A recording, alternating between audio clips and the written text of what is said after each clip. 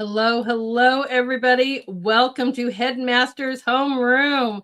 I am Lady Hamilton, and that's right, it is art night tonight. I'm so excited. Love to welcome everybody to the show tonight. Thank you guys so much for joining me on this wonderful, fantastic Saturday.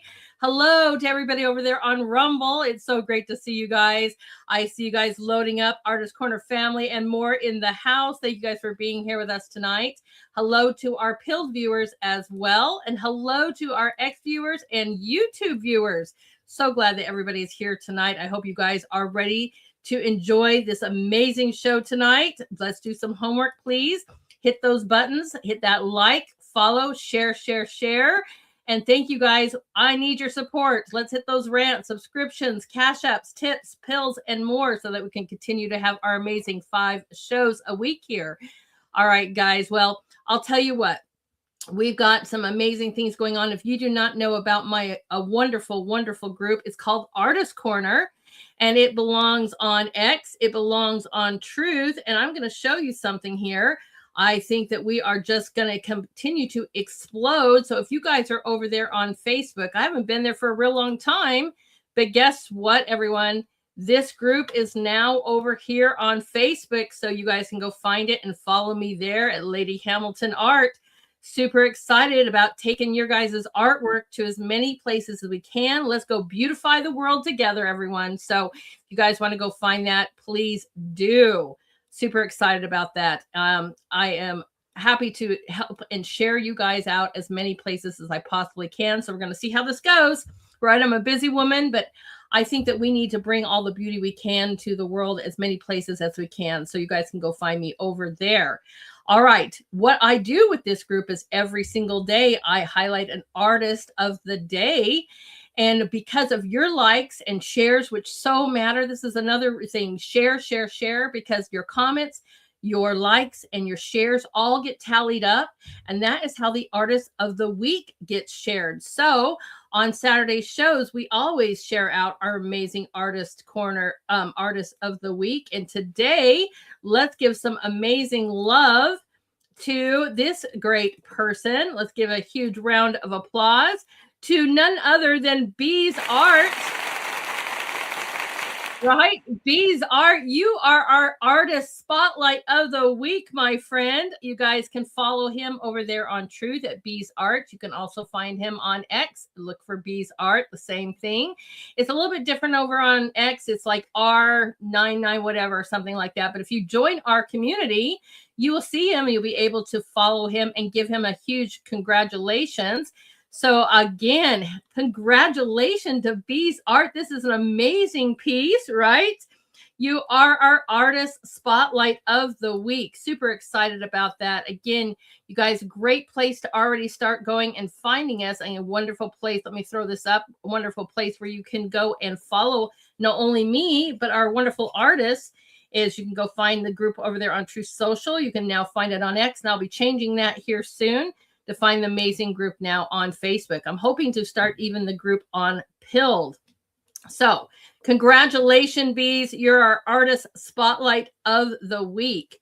All right, let's talk about a little bit of a laundry list before we welcome our amazing guest. This is just something current. And I'm actually hearing from a few of you guys that you guys are receiving comments in your artwork that maybe not be the most kindest and nicest thing. My thing to you guys, the gallery rules have not changed. Number 7 is highlighted the most because there is no hatred, no negativity. These posts will be deleted and you may be banned. So again, be careful what you're saying. If you don't like somebody's art, keep scrolling and find one that you do. But we definitely want to promote a community here, no matter where Artist Corner is. So please interact, comment, follow the moderators and your fellow artists, but let's make the community shine. But again, I just will not tolerate this. So if you guys, this is very, very important because I don't read all the comments on your guys' artwork, but if you ever receive a nasty comment, please let me know so I can remedy it immediately. Because that is, again, breaking the rules. And I encourage you artists to please read the rules. That's really important. You're like, hey, why did that post get deleted? Or hey, how come I got kicked out? Well, read the rules. They have not changed. But number 7 in red, no hatred, no negativity. I will delete those posts immediately. And if you guys are facing any kind of this issue, please let me know right away, because I do not tolerate that. I want a community of love, happiness, friendship, and of course, beautiful, beautiful artwork. So, all right, that is our little, I guess, stuff we have to deal with today. I'm sorry to bring some, FYI to you guys immediately, but I just wanted to make sure you guys know how much I love you and how much I support you. And I want you all to have the very best. And I love having you artists in my wonderful group and community. And I love having you artists on the show. So let's all make our group the best and place. Yes, nice makes me happy. I love that, Cass. That's awesome. So I am so excited, everyone. You guys, this is an amazing artist that we have coming here tonight. He is known as DADA. That's what I call him, but his name is Robert Lloyd Jackson, but we know him as DADA. He is an abstract master whose life has been devoted to creative expression. A lifelong native of Indianapolis, his artistic passion began in grade school and carried him through high school, college, and into a lifetime of bold exploration on canvases and more. I'm going to say and more. A proud graduate of the prestigious Herron School of Art and Design, and he developed a foundation there that blends technical precision with limitless imagination. He's known for his vibrant, thought-provoking works and his daring approach to form and color. DADA continues to stretch the boundaries of artistic expression. He's also a wonderful Artist Corner member, generously sharing his wisdom, encouragement, and creative spirit within the community. So everybody, do me a favor and welcome my dear friend, DADA, to the stage. There you are. Hello. Hello, welcome, my friend. I'm so happy that you're here joining us tonight. How are you doing? Pretty good. Awesome. Pretty good. Awesome. I did see in the comments, Frosty says that, I don't know, there must be something between you guys. Oh, Frosty. Says code word is seahorses, and I was laughing about that. Yeah, I saw that. Yeah. So everything I'm going to make is going to be a seahorse from now on. Really? Oh, you guys are in luck. You're all going to be able to see that one tonight. That is awesome. So awesome. So, tell everybody we got some new viewers, and welcome my wonderful new viewers to our community, but tell them a little bit about you and this journey into the art world for you. Well, like you said, it was started early. It's probably around maybe 8 or 10 years old, and kind of just grew. I had an art class in high school, and then I graduated. Well, I should say I went to Ball State for a while, and then dropped out and got married and did all that kind of stuff you do. And my art was kind of sporadic at that time. And I was able to land a job for the state of Indiana designing forms. Nice. And it was okay. I mean, it was a lot of graphic lines and, forms and analysis and stuff.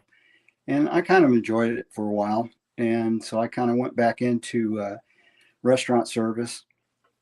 And up until about 2003, things turned, and I wasn't doing anything from 86 to around 2003.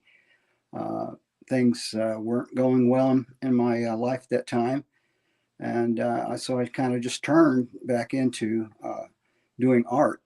And 2004, I did my first actual abstract that I thought was abstract. And just over the years from 2004 to 2016, it's kind of sporadic at that time. But since I've been on Artist Corner, I mean, I've exploded. Right. That's kind of where my path has been. I love that, because we sure do love you there. And, that's one of the reasons that I love promoting the artist, because, it is a place for people to see you and bringing beauty to the world. You know, one of the things I love about going into the corner is because it starts off my day looking at beauty versus, I mean, we all look at the news. I mean, eventually we're going to see that, you know, you can't avoid it, but why not start our day with amazing beauty that you all create, right? Exactly. Yeah. And then you moved over to X with us. Thank you so much for that. Yeah, I was kind of hesitant at first, but I thought, well, what the heck? If I can get more exposure, that'd be great. So, Right. yeah, it's kind of worked out also. Right. You're just telling me that too. You're like, people are responding to me and they're sharing. I'm like, that's the whole point, right? Is to load up these social medias with beauty.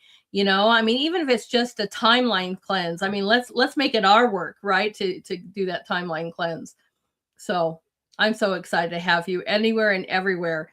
So why abstract? Why, you know, what makes you choose that versus doing, you know, photorealism or portraits, or why abstract? I guess it's because the way I guess it's the way I think. I have something in my head that I want to do, and it may bother me for days, and I'll just go out and do it. Um, I don't really have a good sense of patience and time with tedious work. I like it and I enjoy it and I've done it. I've had a couple commissions, not many, but I've had a couple commissions of doing like some illustration work and what have you. Mm-hmm. But it just, abstract is always, even when I was in art school, abstract was always drawing me to the fine arts classes, though I was in graphic design at the time.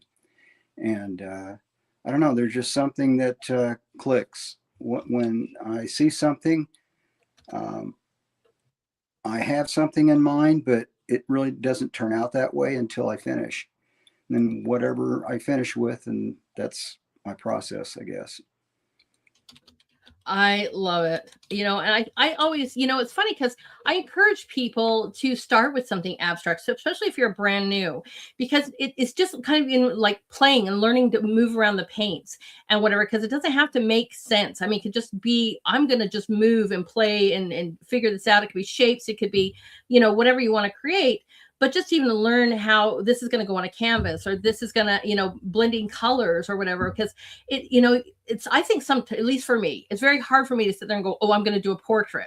I would just literally, or a landscape, you know, I'll probably just cry, you know, but just to sit there and take a canvas and say, I'm going to move paint and just make something flow, that lights me up like crazy. So I don't know if you have that same experience or tips to offer. Yeah, I mean, the materials that I get and the materials that I use, I can see something in it, and I can kind of maneuver it or work with it to where I might make a mistake or I might not want to go in that direction, but it's the force of how I put the paint on. I mean, the paint and how I direct the paint is more because I do bigger pieces. All that you've seen recently has been something just to keep me busy. When the weather breaks, then bigger pieces will I'll start working on those. And anything that I can get in my hands to, you know, throw at the canvas or, you know, maybe juxtapose the size or whatever it might be. It doesn't really matter. It's just that as long as I have paint, as long as I have material, I just throw it together. That's awesome. I never really have a detailed plan, and I never really draw anything out. It just comes within. Love it. I love it. Absolutely phenomenal. You guys are going to see this, but real quickly, I don't know what this is, RKJ, but he's over there on pills giving me a diamond tier subscription. I'm going to have to even Google that and look that up because I don't know what that is, but a huge thank you, RKJ. That is awesome. Thanks for your support, my friend. But I'm like, wow, I even asked him, I'm like, what the heck is that? But all right, back to you. So, you know, I thank you so much, you guys, for your support. I really appreciate it. But that's what I love about you, DADA, is because you're just like, I'm turning on the music, I'm grabbing some paint, I'm grabbing some drywall, you know, tools, and I'm going to town. I'm like, I asked him, like, how did you do this one? And you're like, oh, I use this, you know, like I called it like a forked, what is it called? You know what I'm talking about? Yeah, the scraper, the fork scraper. I'm like, how cool is that? That's awesome. That's all it is. Just a scraper. Right? Love it. Absolutely love it. Oh my gosh. And that's so cool, guys. Oh, you guys are going to be in for a world of fun. So are you ready? We're going to talk about this, but let's show off your work and we will talk through each piece. And you guys have any questions for Dada, put them into the chat so I can ask them. And thank you ahead of time for your wonderful comments and compliments. But so far, you guys can go follow him on 2 places. You guys can follow him on True Social or on X. So please go give him a follow. And tell him how awesome his stuff is, right? I'm sure he would love to hear that. All right. So cool. So cool. Just leaving it up for a second, but here we go. And they're just kind of in random order, Dada, but you guys, you could just talk to us about each piece. Okay. This one was, I just had an idea of a lady being in rain or wind or whatever. So I kind of just scrolled through some of the stuff online to see pictures, and I came up with 3 different pictures. One was that lady with the there was a lady, I believe she didn't have a umbrella, and then there was another lady that did have an umbrella. I combined those 2, and then there was a guy walking across the street and with buildings. And so I went ahead and just kind of drew that out in a sense, and then merged it together. Nice. And this is what I came up with. Now, this one here is not the original piece that I did. This was something that I actually went in on my phone, and I made stickers of each and every one of those ladies, and I just downsized them, and then put them all together, and then I did the lines for the buildings just in it was all done on iPhone. Amazing. I love it. You guys, you can take your art and manipulate your own art. You know, I think that's really awesome. Oh my gosh, over here on Rumble, Frosty over there, sorry, Frosty's gifting subscriptions. Thank you so much for your support, my friend. I appreciate that. Look at that, you guys are awesome. I don't know why I started with this, Dada, because I truly know that this is not your original piece, but I don't, and maybe it's just the way they fell on my computer and I just was tagging them in. But I love this piece, you know, and I love because it's a great way to tell people that you can take your own art and manipulate it, you know, in any way you want to and change it, you know, and I think that's really awesome that you're able to do that. I've been able to do that on a couple of my canvases too that I've done. I'll put out there I'm revamping, which means that it's a photo that I did before that I'm happy with, or I've worked on it and I'm tired of it and I want to do something different with it. So what I'll do is I'll take a picture of it, and then I'll go in on the iPhone and I will start adding things to see what color might look like, or what dimension might look like, or depth, or any of that stuff. And then when I see what I like, then I go ahead and I try to apply it to the actual painting itself. Like the I don't even know where it is. Like the one where it's a yellow and black, and then there's that big ball, and then you can see like the depth inside that. Right. That's how I did that. It actually was just all black and yellow splatter paint. And I wasn't real crazy about all that yellow, so I wanted to kind of mix it up and throw a little graphic in it and see what I could come up with. And that's how I did that. I know. I love it. Awesome. You guys, this is a great piece. I just think it's a wonderful. Take your art, guys, and have fun with it. Absolutely have fun with it. All right. These are so awesome. Right, I do. Oh, you know what? Let me move this out of the way. Sorry, guys. I totally forgot to move the logo. I want you guys to get a full. There we go. Let's move that out of the way so you guys can see that. All right. I just love this. I mean, you guys kind of have to tell us a little bit about, you know, your process per se, and tell them what kind of paint and stuff you use. But I mean, there's a process, or can you get this all done in one setting? Yeah, I usually, it takes me maybe, I would say 3 hours at the most on some of these pieces that I do. I got on Amazon and bought a couple of pastel paper pads, and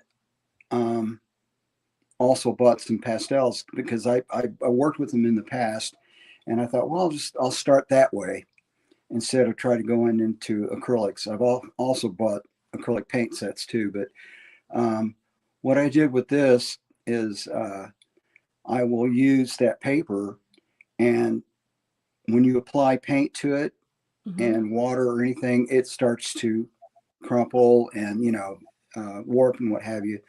But I'm able to if I apply just enough water to it, I can get translucence from it. I can let it hold whatever paint it needs to hold, and even go back into it with pastels.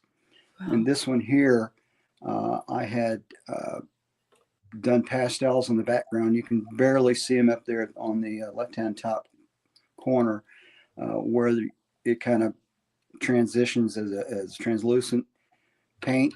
Right. And then I just took a scraper and made those, if you want to call them clouds or whatever, the whites that are at a diagonal, to illustrate maybe wind. And down at the bottom, also just using a scraper for the rocks and what have you. And the little tiny bird was kind of an accident, so I just kept it in there.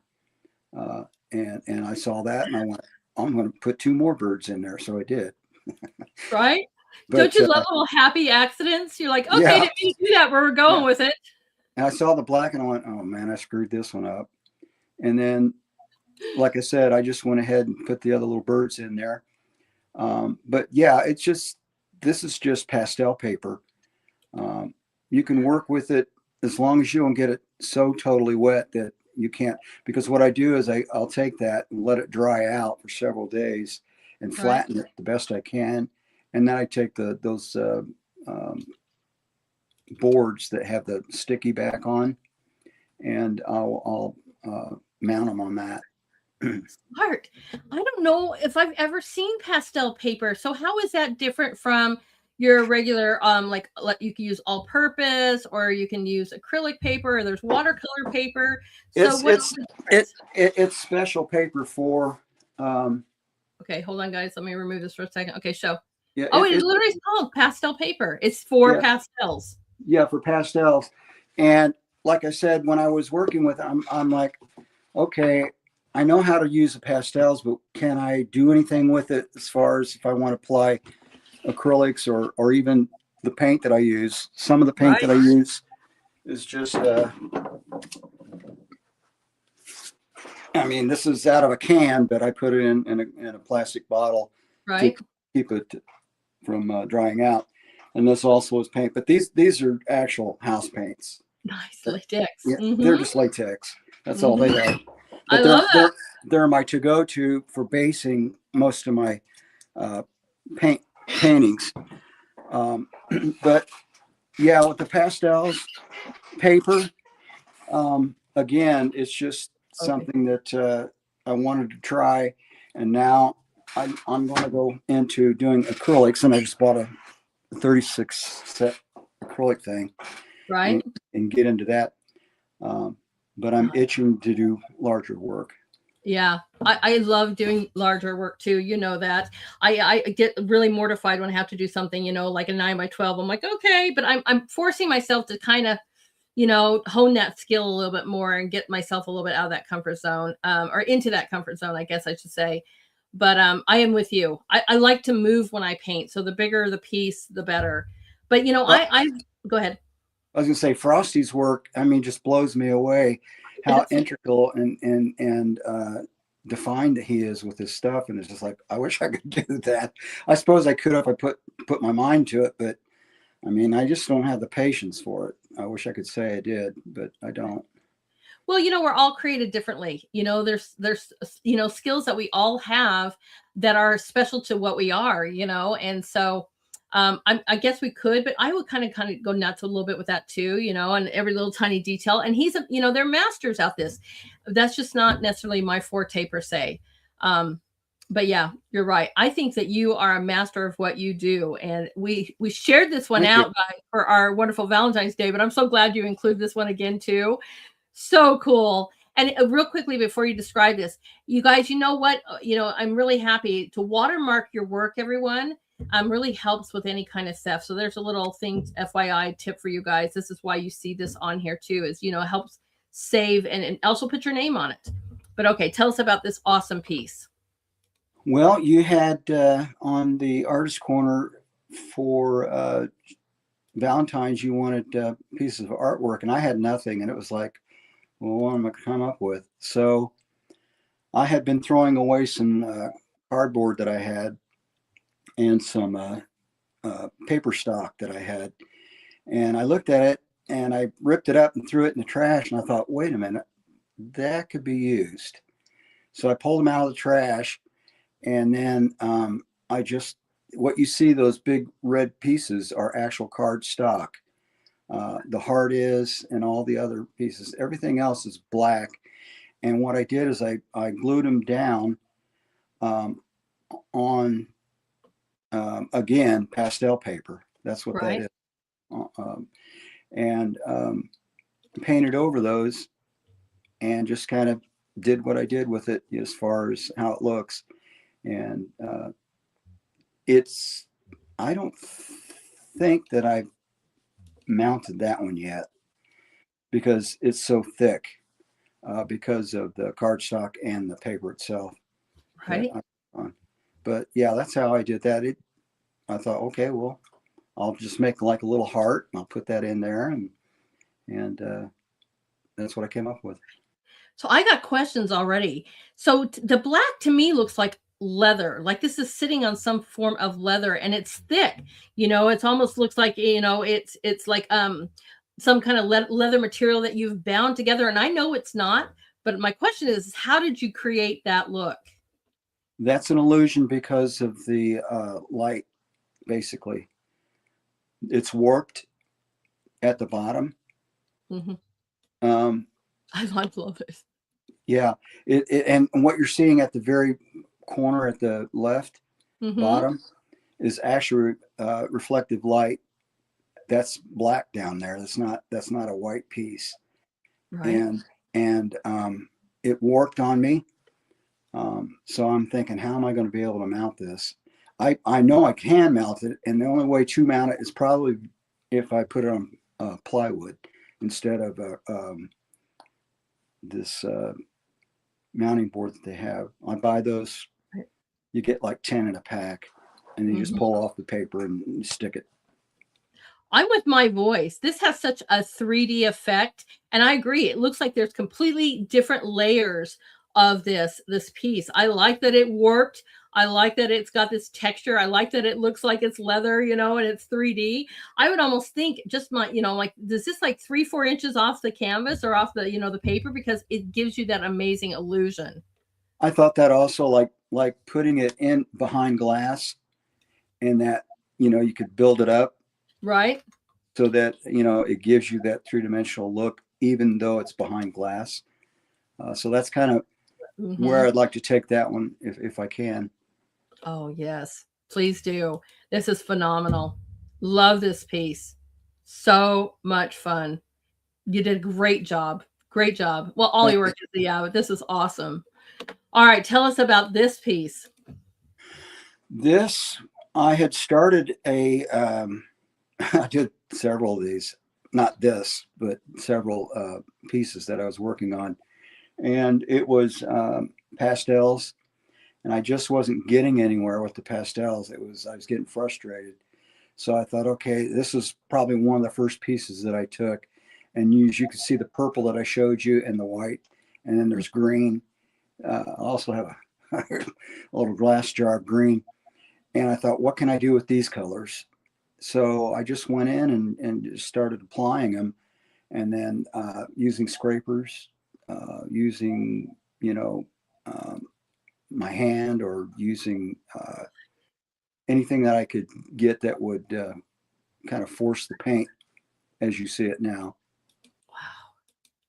Wow. Now, pastels to me is not a paint. It's more of like a little chalk.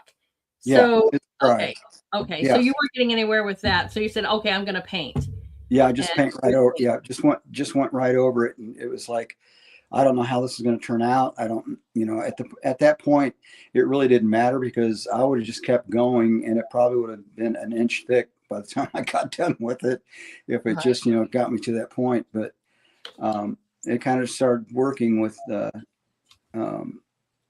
just the shape of how things were, the paint was being manipulated on the or the paper. Right. One of the things I think I also love about abstract is how many times have you guys been to some office building, right? Wherever and anywhere. They are really, really good about wanting abstract work because it gives people a chance to see, and you guys are putting there in there, like see whatever you guys can see. That's what I love about abstract. We all see something different. It's like looking at clouds and, and going cloudscaping, right? You're like, oh, look at that. Look at this, right? Abstract gives you that.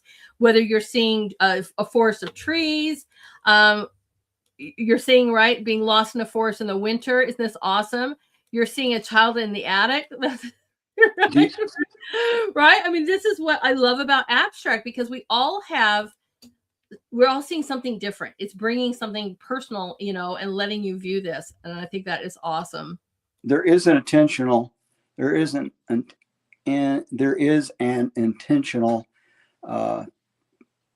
figure in there. If you can see it, do you see it? Intentional figure. Let me put it on a big. Is that on the right side? It's almost in the middle. Okay, then no, because I'm seeing like something over here on the right side. It's almost that lime green. So no, see, I don't. You would have to literally point that out.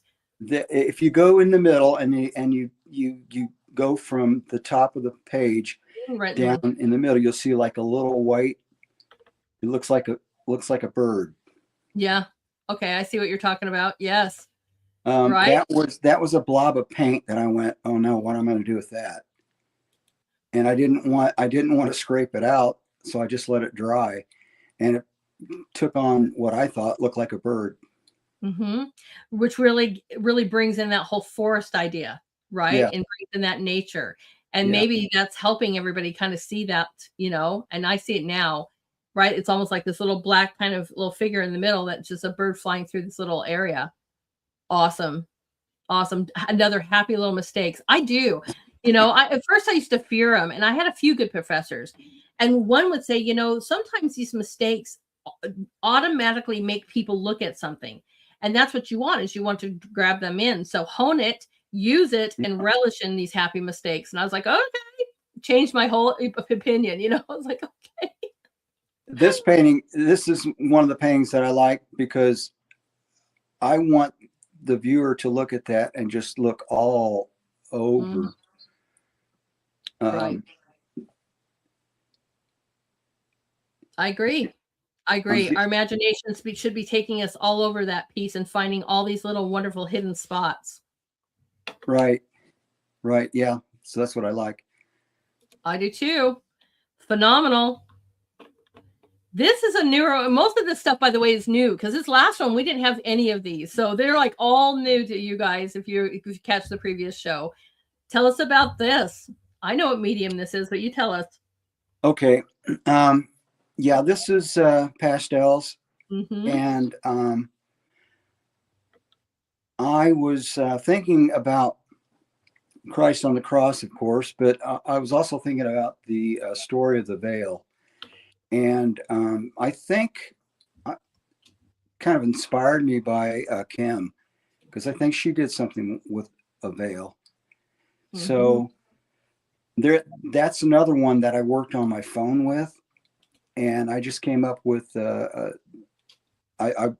found a picture of someone that had a cross-like thing, so I kind of adapted it my way, and then I put the veil in there to show its ripping. But yeah, this is all done with pastels. Right.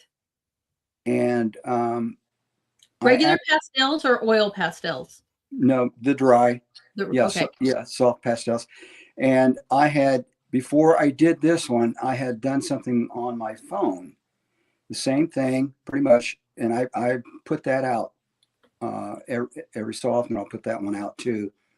But same kind of colors, almost the same color as the cross and everything, and the yellow on top of Christ's head.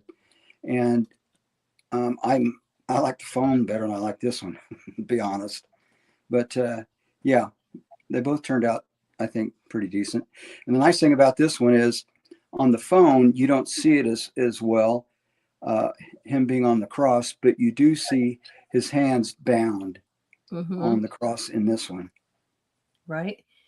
Yeah. First of all, I just never thought of pastels being so vibrant in color.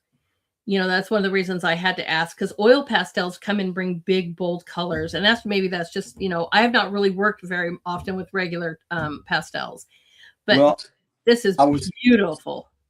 I would say that I spray all pastels because I don't want to get the chalk on anything. And I think you probably should anyway, but it'll either be a matte spray or it will be a gloss spray.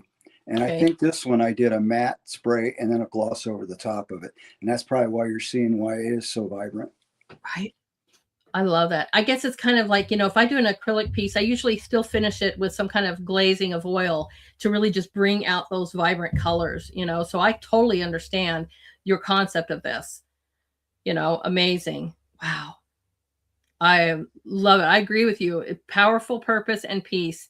Isn't it, guys? Wonderfully, wonderfully made.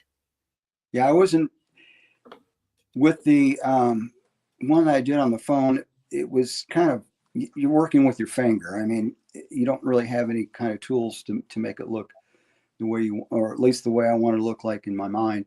But this with the pastels, I was just trying to get an idea of torn fabric, and that's kind of what I came up with.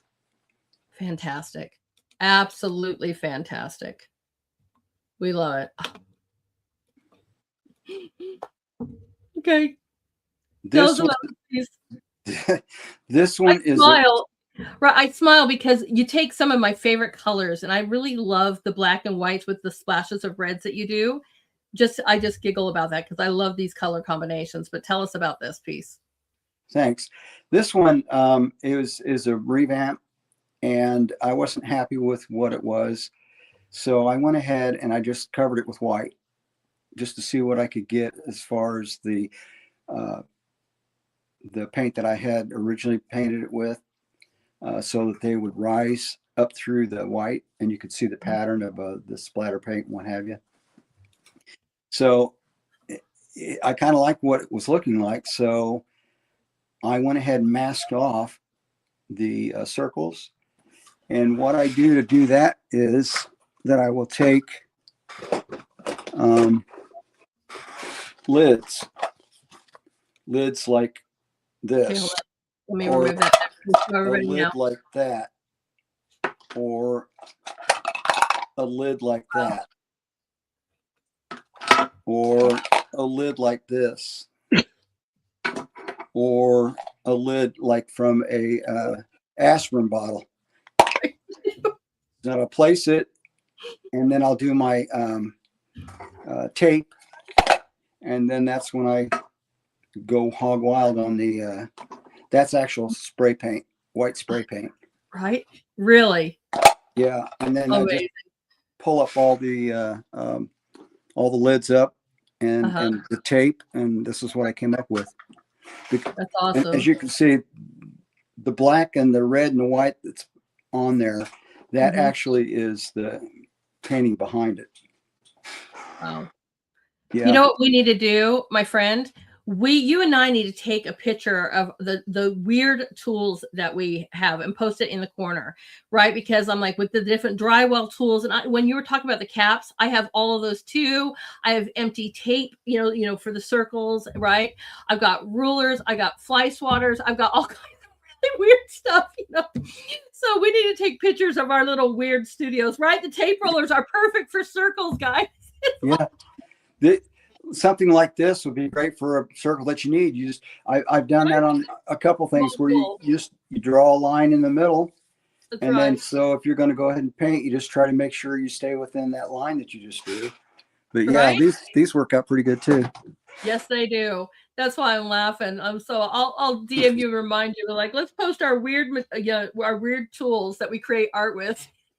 So, so when I pulled everything up after I had sprayed it, I saw what I saw and I thought, huh, that looks like it's kind of molecular. I can't talk. I have a numbness in Molecular. my lower lip here, but Okay. yeah. And I thought that's kind of interesting. I also had a couple holes in it because it was just press board. That's all it is. It was from probably a cabinet or whatever. I don't know. I just saved it. And then when I saw the holes, I thought, well, that's kind of cool. You kind of see through it if you wanted to, but if you get up on the wall, I don't think you actually see the wall behind it, but Right. it looked black. So I went ahead and screwed more hole, or I drilled more holes in it just to kind of make it look uniform, like you would see little tiny, molecular Mm-hmm. things. So yeah, that Phenomenal. that was kind of fun to work with. Yeah, it looks fun. It looks fun. I have, we'll move on to the next one, but before we talk about that, what kind of music do you listen to, or a certain genre of music do you listen to when you are creating this kind of stuff? Um, I have Pandora where I'll have I probably got maybe, I don't know, maybe 50 stations, and Okay. I'll just pick a station, and Oh, usually it's usually more of the 80s and 90s that I like to listen to. okay. Uh, and one of my favorites is David Byrne and Talking Heads, and then also B-52s and Right. Cranberries, and Oh, I just like some cranberries. Mm-hmm. yeah, kind of I reminisce from the Right. past. Yeah. I mean, I just because when you see like that piece, especially that last one, doesn't it sound like you're listening to upbeat, lively music where you're just like, going with the flow? So that's why I asked. I'm like, because there's no listening to sad songs and creating that piece. You know what I mean? Yeah, no, the only bad thing is I don't subscribe to Pandora without ads, so I've got to wait through the ads. But yeah, I don't have a problem with it. It's fun. I love it. Oh my gosh, I do too. All right, tell us about this piece. That one, I was doing something for my daughter and her son. She wanted me to do something for his room, and then also for her daughter's room. So I had purchased some uh, lettering, and I used that from the past pieces that I did for her, uh, left over, and I thought, well, what could I do with these? So that's another one that I revamped. Um, it's sprayed with um, spray paint on the sides, silver, and then that actual is the painting behind. And so I just boxed it in and put the lettering on, and then once I sprayed it, then that's what you see as far as the lettering. Lettering means nothing. It was just something I came up with, uh, and the numbers mean nothing.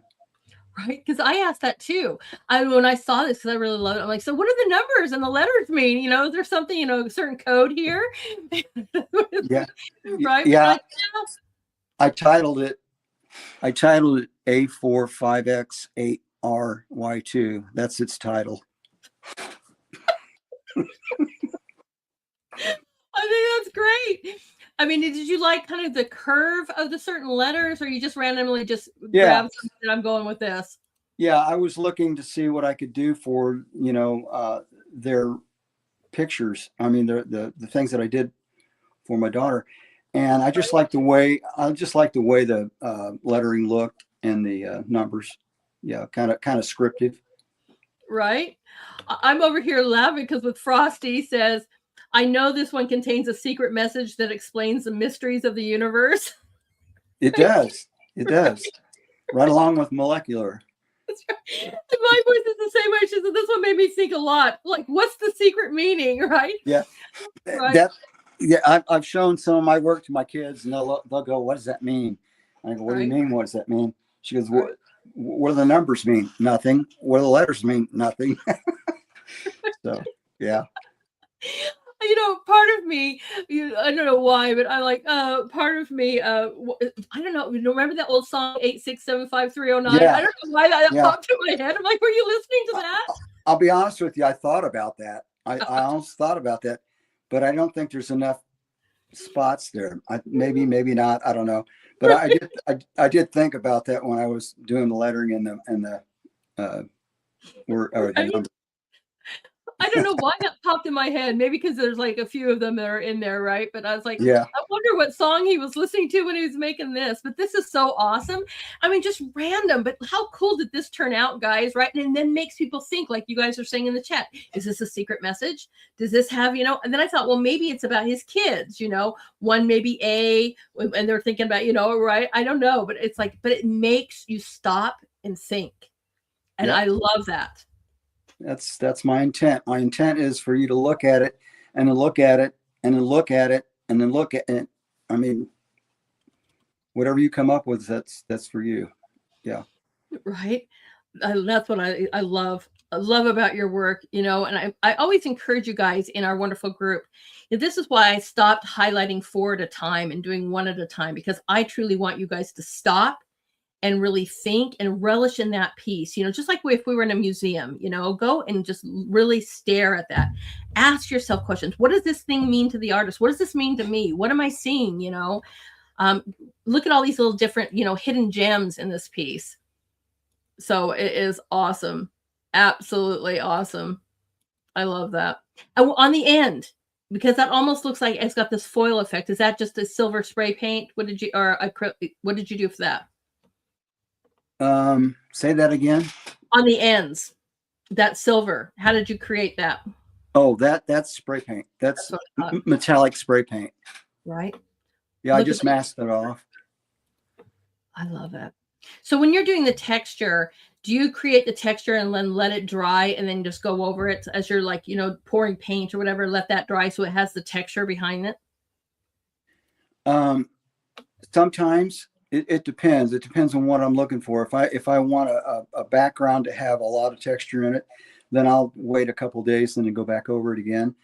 Most of my paintings, my bigger paintings, they're all done at the same time.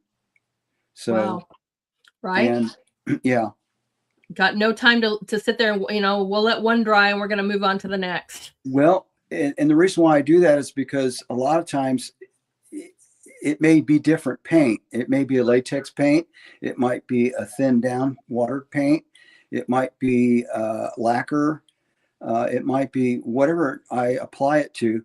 What happens is it just, whoever's thicker or whoever's thinner overtakes the other paint, and then you'll see it rise. You'll see one rise from the other. And I really like that effect because you can't do that with a paintbrush. You can't do that with a palette knife. You can't do any of that because the paint's doing it as it's drying. And sometimes it'll be so thick that whatever paint is dominant will overtake the other paint, but then it will actually split and you'll be able to see down inside depending on how big the split is. That's even better. Yeah. That's even better. Yeah. And then that's the reason, I guess that's one of the reasons why I like to do the abstracts that I do. Mm-hmm. That's right. Man, look at this. This looks like it was very much time committed on this one. This is pretty intricate. Yeah, this probably took me about an hour. I don't mean to laugh, but it takes me weeks, my friend. So I was thinking, oh, this one took me days. It took you an hour? How did you get like the squares? Were you using rulers? I mean, how did you get this so, because these squares are perfect. Are you ready? Okay, he's going to go get it and show us. I will show you what it's from, and then I'll show you a piece that I've actually used it. Okay. You see this? Ah, yeah. Nice. Yeah. Right? Man, this was for the project that I did for the Christmas for my kids. Right. So I used that. That is awesome. And I got a deal on that. That was kind of nice. I got half price for that because it was broken in Lowe's. But this is what it will look like if you use it with Oh, the and paint on. right. So, and I have different, I'm going to start making that different sizes so that I can do Right. different paintings with it. But basically it's just, you wet the back of it Right. and then you just drop it, pull it up, drop it, That's pull it up. and I use like wire racks, when you like baking, stuff, and I buy extra ones and all different kinds of different, sizes and whatever. So I can do something like that. Cause you're right. You can just bang it and it makes a certain shape or whatever, or it makes a certain splash. Or you can use it for drawing if you wanted to, but mine are usually metal. So I never thought about getting like a plastic one that you can cut and form and Mm-hmm. create like this. I think like lattice work is another great thing to Yep. have and makes amazing shape. I mean, I hope you guys are taking notes because man, there is nothing you can't use to make art. No. And this is, again, this is pastel paper. Paper, really? Yeah, I don't have any canvas. I have some canvas pieces, but I don't have any woods to stretch them on yet. So once I start buying some wood, then I'll start stretching more of my own canvases. But this is, again, pastel paper. And I did wet that on and to get the gradation of the white and the gray. And I just basically took a scraper and just scraped down those gray and white areas. And then I applied the grid on top, excuse me, on top. Mm-hmm. And then just took a nail and used the nail head and just dipped it into the paint. And that's what you see, all those little blue dots and the orange dot. Mm-hmm. And as I started out, a couple of the grids went on pretty good. And when I went to reapply the paint and pull it up off the next one, some would, some areas was applied and some weren't. And I thought, well, I don't want to go back over it. And then I kept working with it, and then I had created a bubble, a water bubble in the little square, and that transferred to the paper. And I thought, oh man, I really screwed it up now. And I thought, well, I kind of like that. Another Right. happy. So Right. yeah. I mean, Yeah. you just love, I think that the fact that what is also so great about you is you're like, I'm going to try this. Let's figure this out. Hey, if it doesn't work, it doesn't work, but you have no fear of experimenting. And you're like, how's that going to be? Let's try this. Let's do this, and that's so much fun. Which leads me to another question. Have you ever had a piece where it's like, okay, yeah, I experimented and nope, that one we're going to redo it? Yeah, I've had quite a few that I've done that way. There are a couple large paintings that I want to go back over that I will this summer. Right. And it's probably, I think, 60 by 48. And it's got a lot of pastel looking colors and what have you, which is fine. But it looks sunny. And my friend that actually bought one of my pieces, his wife liked that one, but she never bought it. So I never asked her if she wanted it again. So I thought, well, I'll just go back over that once I get to that point. But Right. yeah, I'll go back over something. And I kind of look at it this way. If I mess it up, I can't do any worse if I start from the beginning again and then work again. So that's my philosophy. Just do it again. That's right. That's right. Absolutely awesome. Oh, did we do this? We did. Am I going backwards? Oh, I put that one in twice. Sorry, my bad. Yeah. All right, here's the next one. That's This is the original, right? Yeah, that's the original. The street and the buildings are where the guy was walking across, and there was the white, kind of almost like the iconic picture of the Beatles Mm-hmm. walking across the street. But it was just the guy, and he was walking across the street, and it was a picture of the maybe New York or whatever. I don't know. I saw that, and then I was like I said, I was looking for a picture of a woman with an umbrella fighting the wind or rain or whatever. And I found the girl in the dress. And I think, I don't know if I made those legs white or it was in the picture. I can't remember, one of the two. And then the umbrella, I took from another photo, but I had to transfer that. So I had to actually draw that on, I don't know, I used whatever paper I did. And then I didn't have any tracing paper, and I wanted to do that. So I went and bought tracing paper so that I could actually trace that onto the pastel paper that you see there. Right. And that's how I made the umbrella. And then I did also the woman. Everything was by hand. I didn't, I had the only thing I did was transfer the. Actually, I put the two together, the woman and the umbrella, and applied it to the pastel paper there. That's right. And then everything is in a wash again. And then I went back over it with pastel. So the street is all washed and the buildings are washed. And the very background, the black, I wanted it to be more gray, kind of a dark gray, but then it was starting to get muddy and I just left it black. Right. I love it. And they're loving this too. Just real quick, because I know we passed the one previous, that you were doing the grid. I like bees because he said that last one, he said a good title for that one would have been Off the Grid. And I'm like, I like that. I just thought you should know what he said on that one.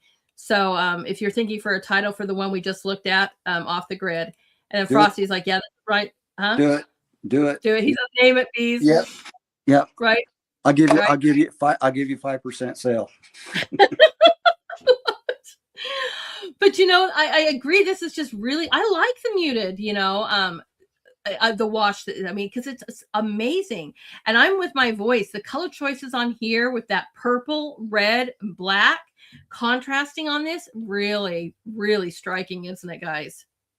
In my mind, I look at that and I saw, the pieces that I was trying to copy or emulate.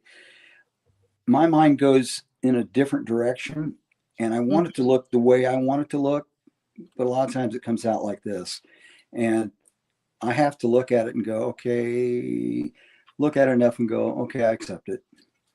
Right? Yeah. I love it. That's right. Bees is dropping great titles. He's like, this one looks like Purple Rain. I'm like, right? I'm like, yeah, that's awesome. Yeah. This one's it's kind of like a Lady in Red, but it's Lady in Rain. Lady in Rain. I love that. Yeah. Oh, I like that song too, but I love that. Awesome. Absolutely awesome. You guys, this one is Lady in Rain. It's so cool. So cool. Yeah.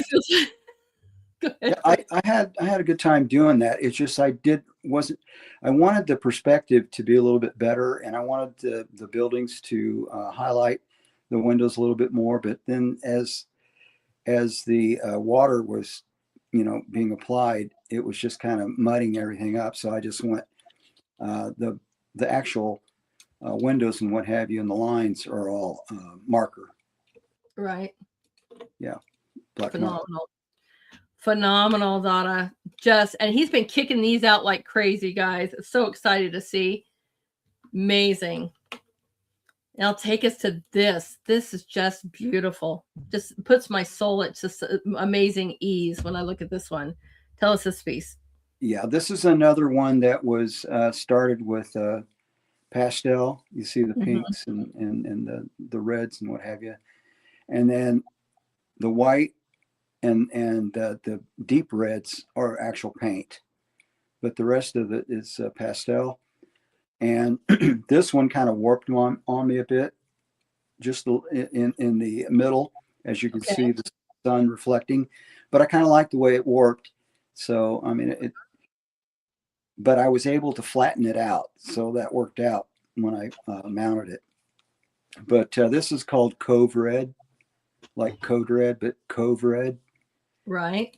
And I thought, I don't think I've ever seen anybody do a red sun with a red sky and red water. So that's what I came up with.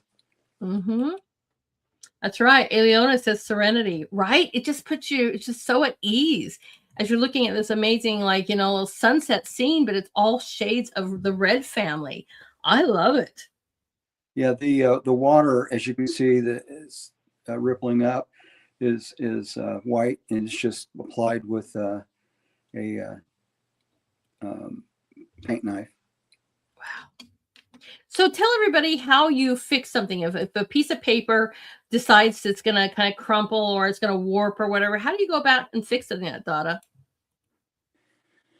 Well, a lot of times you have to kind of let it dry out and then reapply paint in that area so that it kind of covers it up.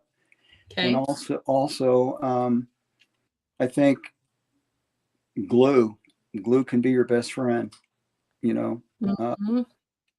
But yeah, I don't really have a lot of problems with, because I'm not using a whole lot of water. It's just Right. that when I did that cardstock was bending, and it took on a different life as Right. far as the painting itself. But Mm-hmm. yeah, I just kind of go back over it, and usually you fade it out. You fade it out with another color, or you try to blend it to where Right. you see the accident. Mm-hmm. That's right. That's right. I mean, at least with watercolor paper, I'm always taping it down for that because, I like to, sometimes I do like, a little watercolor salt mixture, and it requires a lot of water, and man, it will literally start, warping immediately. And I tape that baby down. But I Yeah. love the idea of glue because glue will help smooth that out. I'll show That's a you this. really good idea. Okay. I'll show you my, if you can see it. Can you see that? Uh-huh. That is what I use. It's a cutting board. And Right. that's what I Nice place snap. my paper on, and I tape the cutting board down, and then I also tape the paper down. Nice. Yeah. Set up my little studio thing here. Here we go. Oh, I love it. Yeah, but that's Tonight, guys. Amazing. Love it. You guys, hey, I hope you guys are, if you have questions, please ask because we're full of a whole bunch of art tips for you guys this evening. That's for sure. All right. Tell us about the thought on this one. Another pastel paper. This wasn't going anywhere with me, and I was like, I wasn't liking it. So I went back over this one also. And what I mean by going back over it, it's actually applied pastels. And then if I'm not happy with it, then I go over it with acrylics or whatever. And Right. this is latex paint, the black, and I just use a scraper, a thin scraper on that. And then the red lines are also scraper, and just blend, and the dots. I think maybe those might be with my finger. We just had Jerry on, who's over on YouTube, by the way. Hey, Jerry. He's like, I'm just using my hands too. And Yeah. I'm like, you guys, I'm telling you, you can use so many things. Get your hands out. Start making those imprints. Yeah, I honestly think the reds and the whites are actual fingerprints. That's awesome. Literally putting his imprint into the work, guys. And this is before I heard Jerry. Right? I know. Yeah. A little bit in common with you two. I love the texture in the back of this piece as well too. How did you go about creating that? That was I had something going with that. I had some lines and a grid that I was coming up with before I even started using the plastics, and I didn't like the way it was going, so I went over that one also. Just kind of used a water wash over it, a water pastel. I mean, a acrylic wash over it, and let some of it come through, and then muted the other. And you could see some of the red that's down at the bottom, and kind of the background image coming through. And just like the way the black lines were moving across the page, even though there's no intention. There's no reason for them to be straight. There's no reason for, one to look like the other. I mean, I just put them in there. What is interesting, because when I was asking about that texture, almost looks like a fishnet kind of situation, right? Some kind of mesh that was able to kind of create that, because it's just so fine. That's why I was like, oh, how did that work? Amazing. Yeah, that's just it's coming through because I washed over the top of it. Nice. I love that. I think that worked out so well. You guys have fun. I mean, even if you're going to create something photorealistic, per se, or an animal or whatever, your backgrounds can be full of whatever, they can be abstract. They can be full of texture. They can be full of so many different things. Have fun and create, everyone. I think it's awesome. Thank you. He is, right? And I love how you guys inspire each other too. You see something, like you saw some from Kim and did it. And Jerry's over here like, I love DADA. Now he's inspired. I got to do more paintings. This is what I love about our community, is you guys inspire each other. Get those creative flows going. Right? Something wicked. Nice. Welcome. She says, I don't know if it's she. I don't know. Actually, I don't know. Something Wicked says, I might be crazy, but this has more depth than I've seen in a while. I'm glad you love it. Who said that? Something Wicked. Oh, yeah? Yeah. Says, nice. This, right? It has more depth than I've seen in a while. Yeah. I think that is awesome. Thank you. Awesome. Yeah, I can't wait to get some of these framed, the ones that are pastel papers. Because I know the frame will make it look even, more, make it look cooler. Right. I agree. Yeah. You guys, one of these days we're going to have a paint and sip. I'd love to get you, and I'd love to get Jerry on and do abstract. You guys will break out the fingers. You will do whatever. We'll break out the, right? Yeah. Use my toes. That's right. That's right. Yeah. Amazing.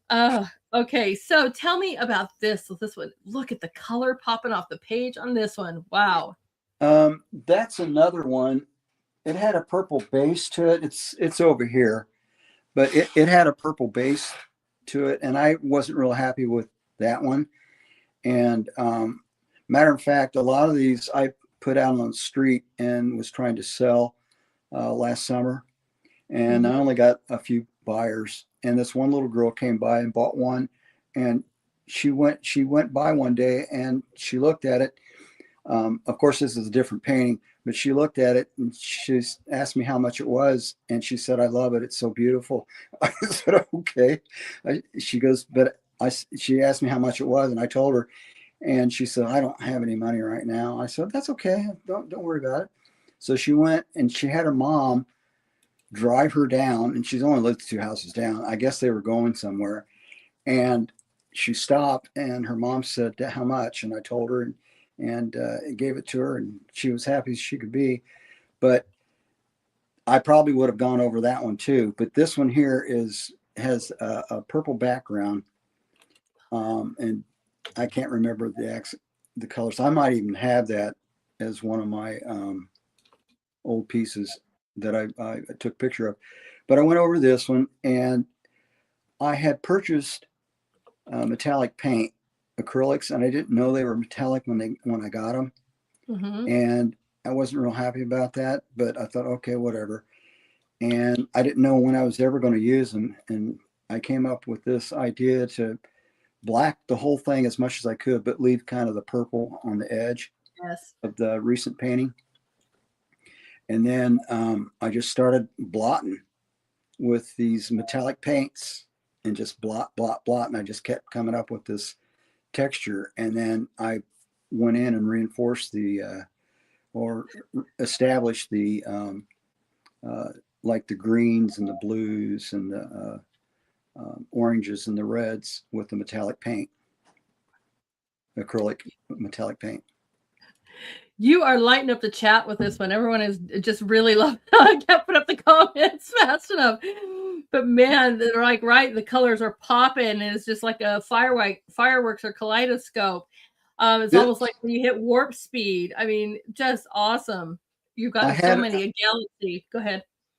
well, I had this idea what the colors might, represent or look like, or, who might, would even like these kind of colors. And I thought maybe a clown might.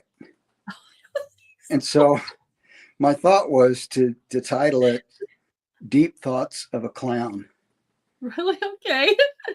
Yeah. Well, I'll tell you what, that we all must love clowns in our group because you just lit up the whole chat, most of us in the artist corner. Yeah. So Yeah. welcome to Clown World, guys. We all There you love go. this. Deep Thoughts of a Clown. There you go.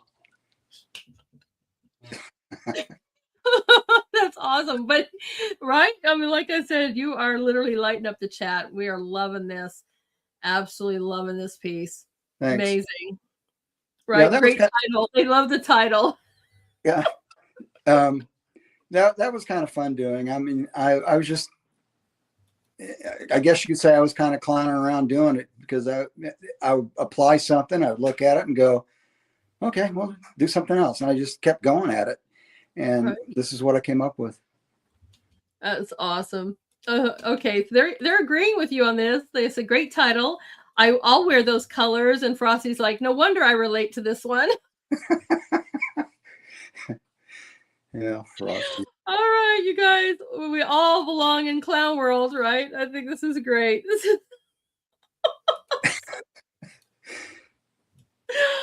Oh, well, I'll tell you what. At least we can have fun like one, make people laugh, I think that's great. Everybody's joining the right. I think Now that's awesome. you see the gray border. That's actual. I took a picture and then I placed the border on there just to see what it might look like if it was, Right. framed and board. It is a stretched piece, one that I did myself. Nice. Love it. Absolutely love it. And I'm glad that you kind of chose a more like subtle, because I think that just really helped the colors pop even more. Yeah, I just didn't know what to do with the metallic. Right. And there's a piece that I did for my granddaughters, that I used the metallic paint with other. I think it's all metallic. I can't remember. Anyway, that was the first time that I ever used metallic paint, and then I came up with this idea to revamp that old painting, and thought, well, I can't screw what I screwed up before any better, so we'll see what this works. Wow. I just think that it's great. Absolutely great. We are loving this one. And thank you guys for all of your input on this for sure. We lit up the chat. Awesome. All right. Tell us about this one. This one's a little bit more, hey, we can kind of guess right away what this is about. Tell us about your thoughts on this one. Again, this is pastel paper. Pastels behind the red. I want to say some of the white might be pastel. I can't remember. But the rest of it is black and white paint that I had. And then also some of the red is what is paint. And I started with if you go from left to right, I started with the second tree with that one. Right. And I thought, okay, that's coming out pretty good. So then I tried to work on the middle one, the third one, and I wasn't really liking it that much. So I did the fourth one. And as I was doing, I just was taking my knife or my actually scraper, taking my scraper, and I was just working it any which way I possibly could to make it look like a branch or a trunk or trees. And then I took, I believe it might have been a piece of styrofoam or whatever, and just blotted it in black to get the look almost like tiny branches. Right. And maybe look like leaves, if you want to call it that. And just, I mean, that's what I came up with. Right. I love that. I just love that. Okay, I'm getting to you guys. I'm like, okay, exactly. And people are loving this one too. It's amazing. I love that interpretation. I'm going to put that one up here next, Aeolus. But my voice says, right, the texture and the use of the red and blacks reminds me of a forest fire. Yeah, it can be. But Aeolus says, I see 4 friends going on a walk. That's awesome. There you go. I love it. I think I kind of got by with this one. It wasn't one of my favorites, but I thought, it could do. I mean, the way I've got the red in there, and what I just kind of wanted you to have a look of, distance and depth. Oh, I love it. Nancy just saw the trees. Hi, Nancy. That's awesome. You know what? When you first said paint, I was going to ask you, is this charcoal? Because it almost comes off as a charcoal piece with that black going in there with the white. I was like, wow. No, so you manipulated that paint beautifully. That's built up black paint. I mean, it's a lot of paint. That is so neat. Yeah. And then I just went in and used my knife to expose the white background of the paper through the trees to make it look like bark. Mm-hmm. You did a great job. Great job. And yeah, Jerry, I was agreeing with you because the bold red at the bottom looks like leaves, right?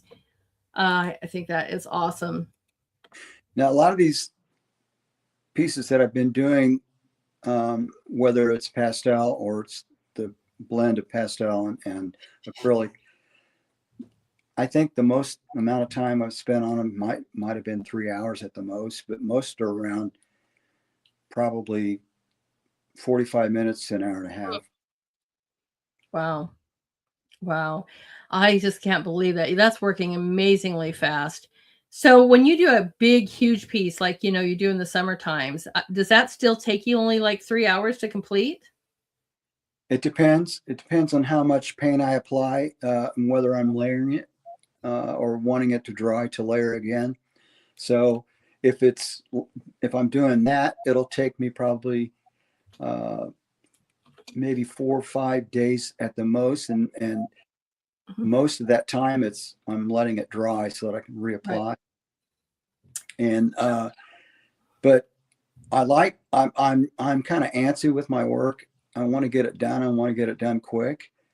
So I may work on it for about 3 or 4 hours and then come back to it and work on it again, or I might let it sit overnight and it might still be wet, and I'll go back into it. And a lot of times I get some pretty surprising results by doing that. Right. I'm probably, I always say I'm one of the slowest painters, but again, I work like basically wet on wet and a lot of wet.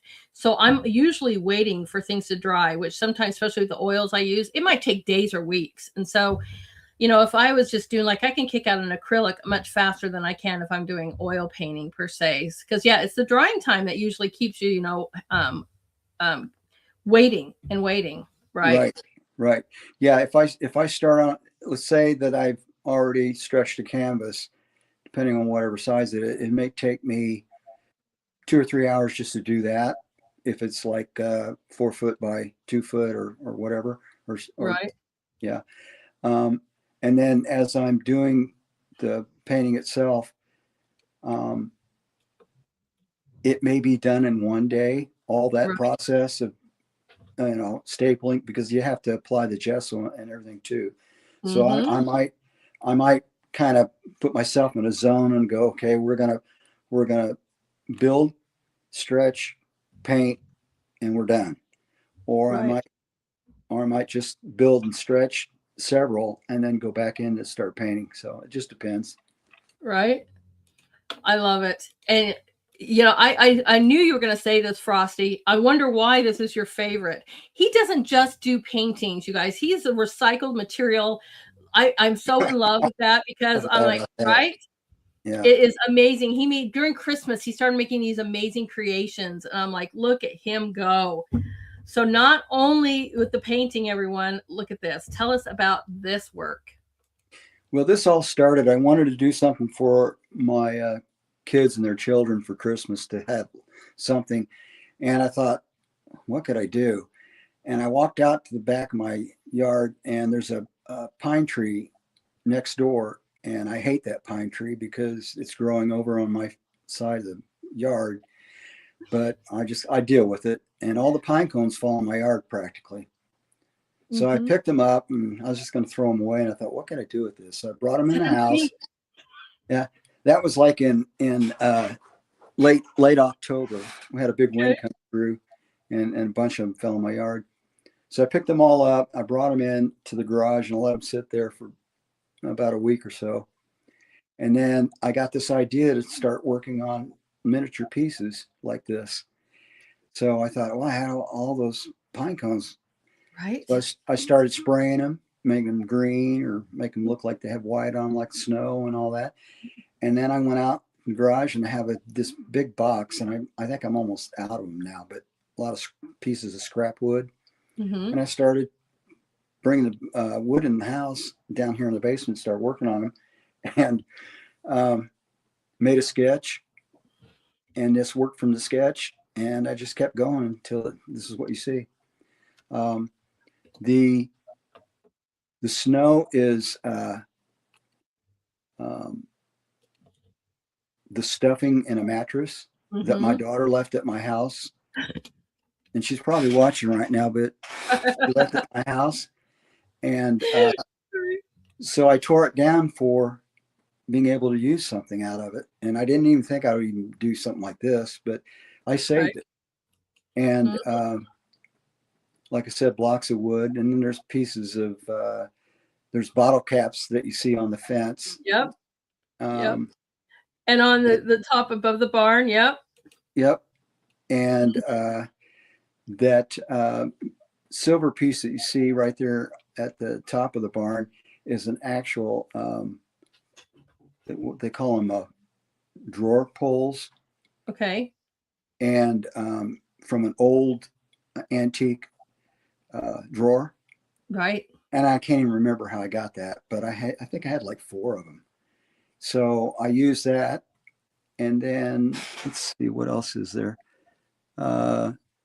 Your candy canes are little like like hooks, or when you hang something at a store, you know, when you buy something and they're those little plastic pieces that hook on the line. I was like, look at that. I mean, your candy canes are even like something you get. Yeah, like something you get from Dollar Tree, you know. Right. You know, where they hang everything up on that certain little peg. I was like, oh my gosh, that's awesome. Yeah. And then the silo is I think it was a cooking spray lid. Well, actually, it's the whole can. Oh, the whole can. That's awesome. Oh my gosh. Yeah. No, take that back. Take that back. It is the lid to the cooking spray, but the other is the silo itself is a caulking tube. Yeah. Right. I just cut the head off and then, you know, spray paint it and what have you. I love it. And there's a couple pieces of cedar for the building. And I think popsicle sticks. Right, for the trim. Yeah, for the trim. And then the snowman's eyes are 2 nails that I sprayed the tops of the nail, and it's stuck it in the head for the eyes. Right. And I think that's kind of a cap or something like that for his hat. And then that's an electrical nut on his nose. And of course, the snowman itself is the inside of the snowman is a padding, right? Is a pine cone, and then I just wrap the smart. Yeah, and then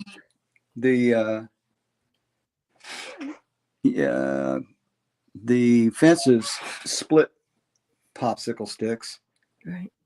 I just cut them in half to make it look like a fence, and then the scarf around the snowman is just painted scrap piece of canvas. That's awesome. I agree. How cool is right? Right? I just think it is great. The reason the reason why you see a number 2 there, a little Okay. backstory on this is that I wanted them to I wanted to build 5 different pieces, and then they were going to pick which one they wanted, and then whoever picked the same one was going to have to then go into a second round of picking a number, and if they got that number right, then they would win that whatever. Oh, So, that's awesome. but only two actually got into that point, and I think it was might have been my daughter said, "Yeah, she can have it. I don't care. I don't even want to go through all that." I said, "Okay, whatever." So, but yeah, yeah, and actually two of the daughters actually picked the same one. They kind of had to battle it out. Yeah. The only thing I was going to say about, I don't get a lot of pine cones here, which is surprising. I guess I have a lot of trees, but not a lot of pine trees per se. And normally every Christmas I glue and I glitter pine cones and I turn them into Christmas tree ornaments and I give them out, to my kids, to the family, to neighbors, whatever. I didn't do that this year and I got backlash. Like, where's the pine cones? I'm like, oh, wow. Okay. Yeah. Yeah. Okay. They're upset. But man, you guys, he does some awesome stuff. This is another one. I bet you had a battle over who got this one. Yeah. Oh. Yeah. That's the one that one of the daughters conceded to the other daughter. She Did said, they? "Yeah, she can have it. I don't want it." I said, "Okay, whatever." But yeah. Now that Merry Christmas, there's a piece of plexiglass that goes across there for the balcony, and I took a picture of that, and then I superimposed the Merry Christmas to see what it would look like if you could actually do that. But the piece they have, the daughter that has this one, I don't have the Merry Christmas across there. But this was all made of pebbles, tiny pebbles, pea gravel that I had. A couple places in my yard, so I just gathered them up, cleaned them up, and then applied them for the chimney and then the sides of the building. And basically, the structure of the Lloyd Wright looking That's building. right. Like DADA meets Frank Lloyd Wright, guys. It's awesome. Yeah, Good. it is actually a 2x6 and a couple pieces of those, and then trim to make it look like roofing. And then I took for the windows up on top and down below. I used aluminum foil to make it look like it's glass. Right. And then applied or glued the grids on top of that. And awesome. The is it? I can't remember if that's the snow stuff that I use, or it might have been paint. I can't remember for the actual. But the drive is bathroom tile pieces, flooring. Right. Wow. Yeah. I love this. Everyone's right. Done so well, isn't it? And this is why you guys have got to join the Artist Corner if you're not a member yet, because we got to see, he always starts with like, guess what I'm creating, right? And then we get to see little glimpses and hints and stuff as he's doing this. And this was so much fun to watch it kind of get, the process of it getting, created. Oh man, it's just awesome. I think I had probably 10 or 12 pictures of this process going through it. I'm thinking, I got to cut some of that out. Yeah. But yeah, that was fun to do. This was probably one of the ones that I really like doing the most. I like the snowman one too. Right. This one was I really had a good time doing that one. And then there's another one that I did, which is a log cabin. I don't know if you remember that one or not. I do. You didn't send it to us this one, but yeah, I do. I do remember that. again, you guys, that's one of the things, you know, it's a perfect for, remember, maybe share that one on Throwback Thursday or something, because remind everybody, you know, we forget it. Maybe not everybody has seen these things. Yeah. This is why I encourage you guys to share your work often. This is just really awesome. And I don't know, bees. He's like, do you flip houses as well? Little houses, if you guys want to buy them, you know, but I think this is really great. I mean, yeah, I know you said it's Merry Christmas, but you can, you know, make this for all different occasions, and people would buy it up like crazy too. Yeah. Yeah, I kind of thought of that, you know, if you come up with some kind of little sign that you can just drape over the top of the plexiglass, it would be kind of cool. Right. Yep. Absolutely phenomenal. Yeah. You know, this is what's so great about you guys, because you're so creative. You can do multiple different things when it comes to art. There's like no boundaries, you know? It's awesome. Absolutely awesome. Beautiful piece. All right, my friend, tell us about this one. Trying to think. I think that one might be a stretch canvas, or it might be on press board. I can't remember. But it's another one that it was time it had to go, and I was frustrated with it. So I just kind of went in with this and just started layering it, and just using anything I could to kind of come up with the folds and the you know, just the different colors that would blend and I don't know, make it look like it's coming off the page. Right.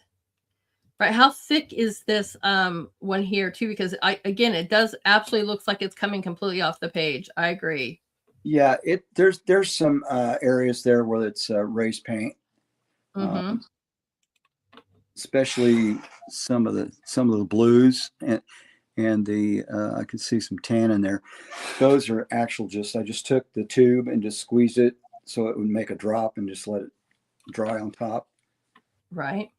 Yeah. I really like this interpretation, Cass. You know, not that one's better than another, but I love that you guys are seeing different things. She says a fish swimming around a coral reef. I'm like, right? That's a great interpretation of that. I love that. Yeah. A lot of these I don't really have any sense of giving it a title. The ones that I've been putting out, I mean, it's kind of easy for me to look at it and go, okay, I can title it that. But when it comes up to some of my bigger pieces, yeah, I probably have to stare at it long enough to give it a title. So, but I think it's great that people can look at it and go, it looks like that. I mean, right. And I may not even see it. Exactly. Oh, you see an ice cream cake. Frosty says he sees an ice cream cake. I like that too. Amazing. And that's the thing again about abstract. That's one of the things I love about abstract. Again, it's like looking up at the sky or seeing clouds. We can all see something totally different, you know, and to take these little moments and going, what does that look to me? Because, you know, that's our own creativity and the art speaking to us and our souls. And what do we see? I think that's awesome. Yeah, I think that might be pieces of wood together. I can't remember. I'd have to go look for it. I love it. I love it. So creative. And it's amazing. Absolutely amazing. I agree, guys. It's puffy. I know it's got this puffiness to it too, right? Just awesome.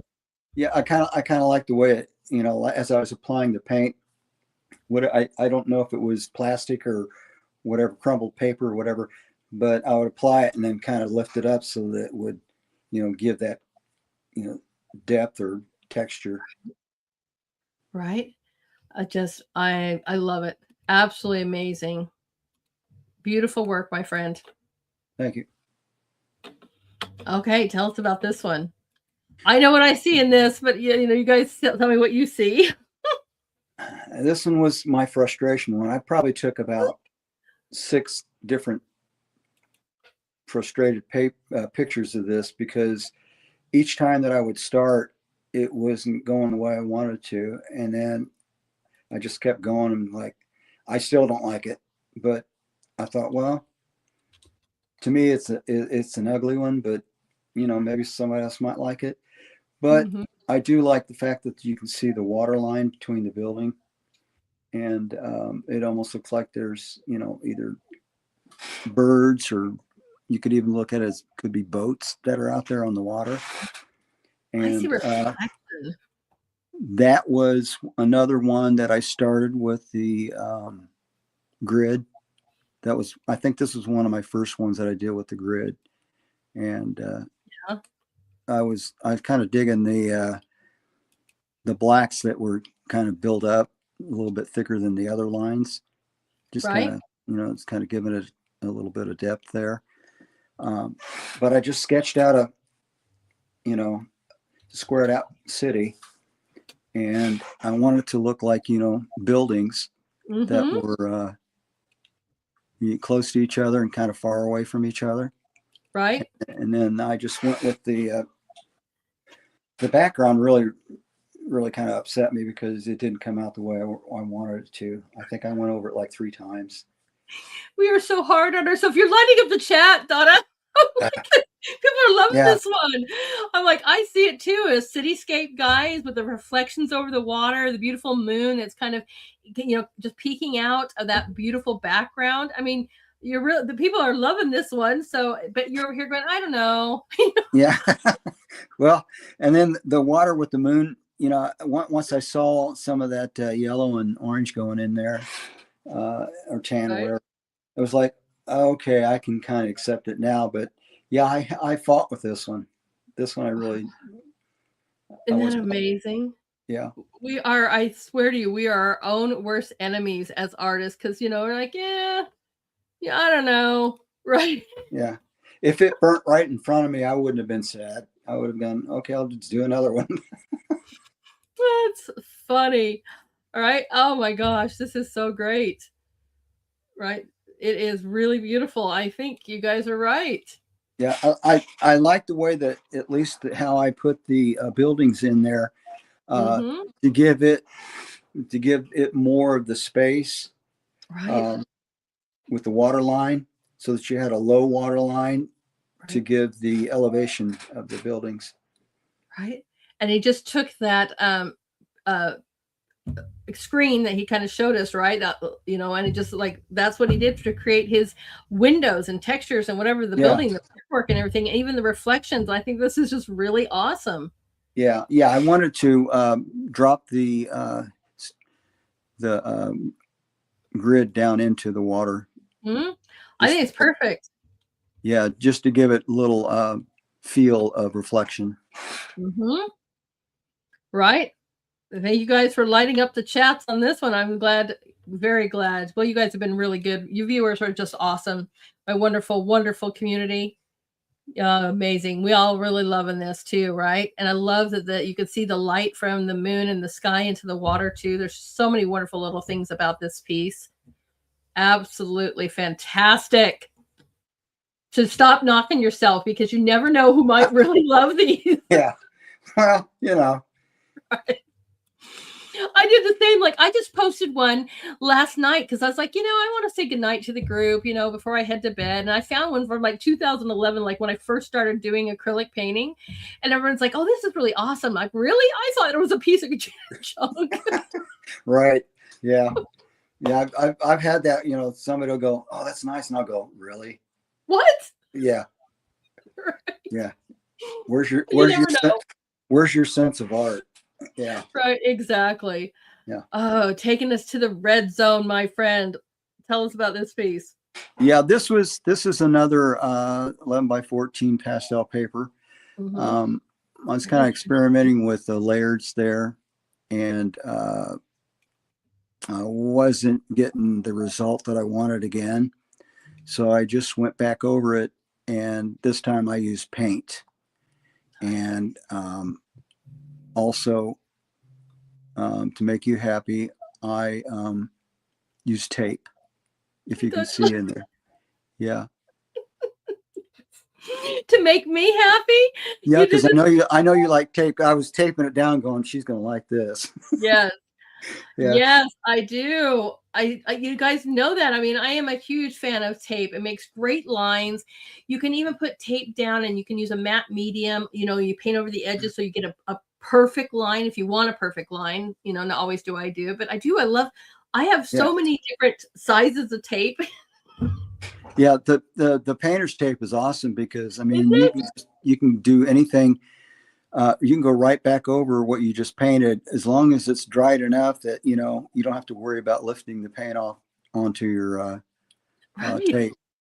But yeah, but that's just taped lines, went over it, pulled it up, taped lines, went over it, pulled it up. Isn't it so much fun? It is so much fun. I just do. I love it. And, I have a few pieces I've used that I actually have a few, right, that I really love. But it's just another tool to use, guys. And there's some where I pulled it off on purpose so it's a jaggedy kind of situation. And then there's some that I do if I want a clean, crisp line. But it's just something else to put in your arsenal, everyone, if you've never tried that. And I'm so glad that you're like, I did this. Think of Lady H. You're so sweet, Dada. You're so awesome. Yeah. And my favorite color to boot, by the way. I'm kind of the same way. Red, black, and white, and gray. I did we had to do a business kind of logo in our senior year, right? Or I'm going to call it our fourth year at Herron, and you had to come up with your own company name and all that. And I had designed a jet plane with my logo on it, and your business cards and all that kind of stuff.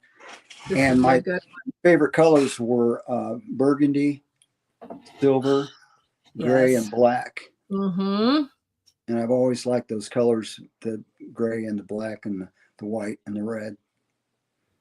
Right. I do. I just love them.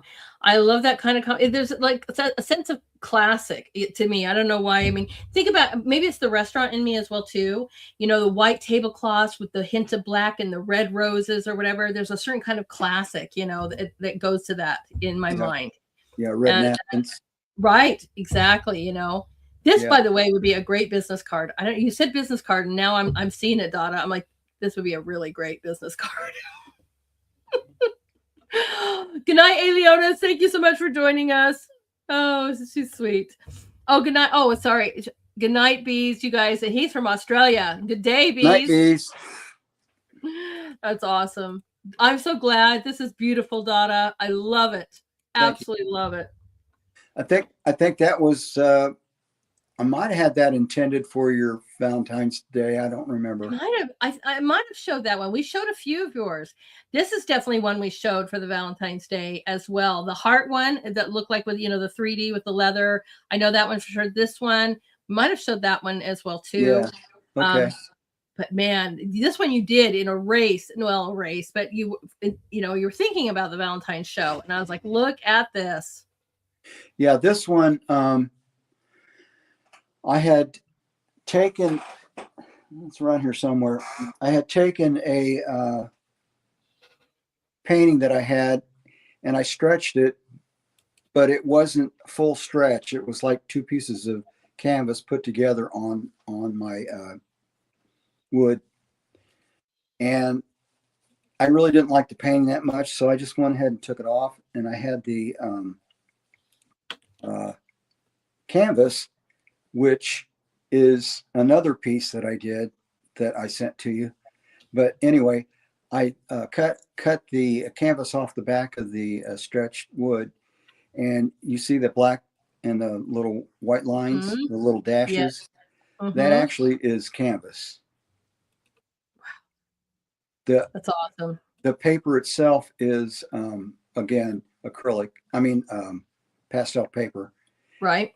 And I just took the little grid lines and gridded in that little box, and then was trying to come up with what would possibly look like roses in the middle. Right.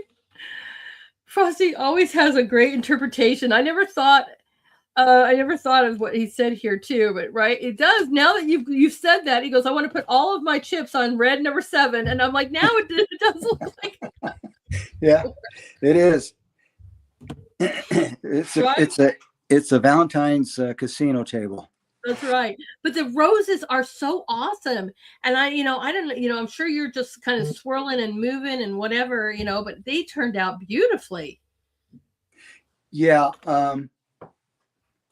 that is actually what I did. I just took the tip. I purchased some. You were talking about knives, palette knives. Yeah. I purchased some, and I was able to use it on that one. And I took a small one and just kind of made it look like the leaves of a rose. Nice. Yeah, I've got a nice collection of palette knives too. A nice collection of them all. I collect palette knives like I collect rulers. And if you guys know anything about me, I probably have 20 rulers of all shapes and sizes. There you go. But they come in handy. They have some that are all, triangle. They have different shapes of these things. They have large, small. I mean, just amazing.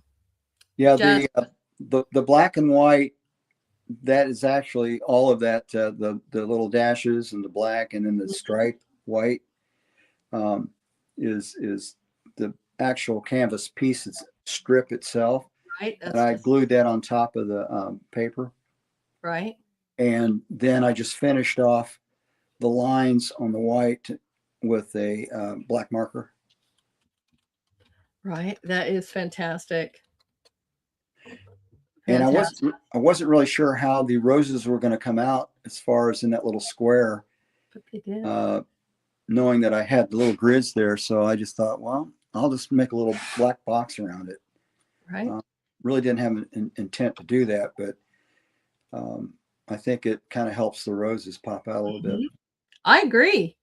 This is a phenomenal piece. Absolutely wonderful.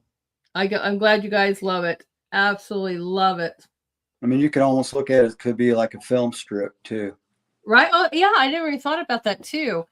I'm over here seeing now he said something about the casino table. I'm seeing roses on a Scrabble board, right? It looks like an ancient artifact. Oh, my voice. Nice.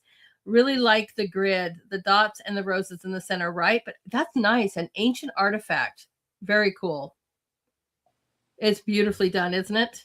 I hope you guys tonight all get inspired to start thinking outside the box. Excuse me. This is absolutely one of your newest ones. And that's when we started this whole conversation, because you're like, I created this by using this certain scraper. And I was like, oh my gosh, I love that scraper. I don't think I have that scraper yet. So Yep. hold on. Show everybody who's I can't remember how I got this, but somehow, some way I kept it, and I was going to throw it away, and I thought, I could probably use it for something. And I've had it for years, so I used it for that. Right? I'm like, oh my gosh, this is awesome. This is metallic acrylics, and then some latex paint and acrylic paint. Wow. That is so cool. And look at how it just waved together and almost marbled itself down, each one. It's just really beautiful.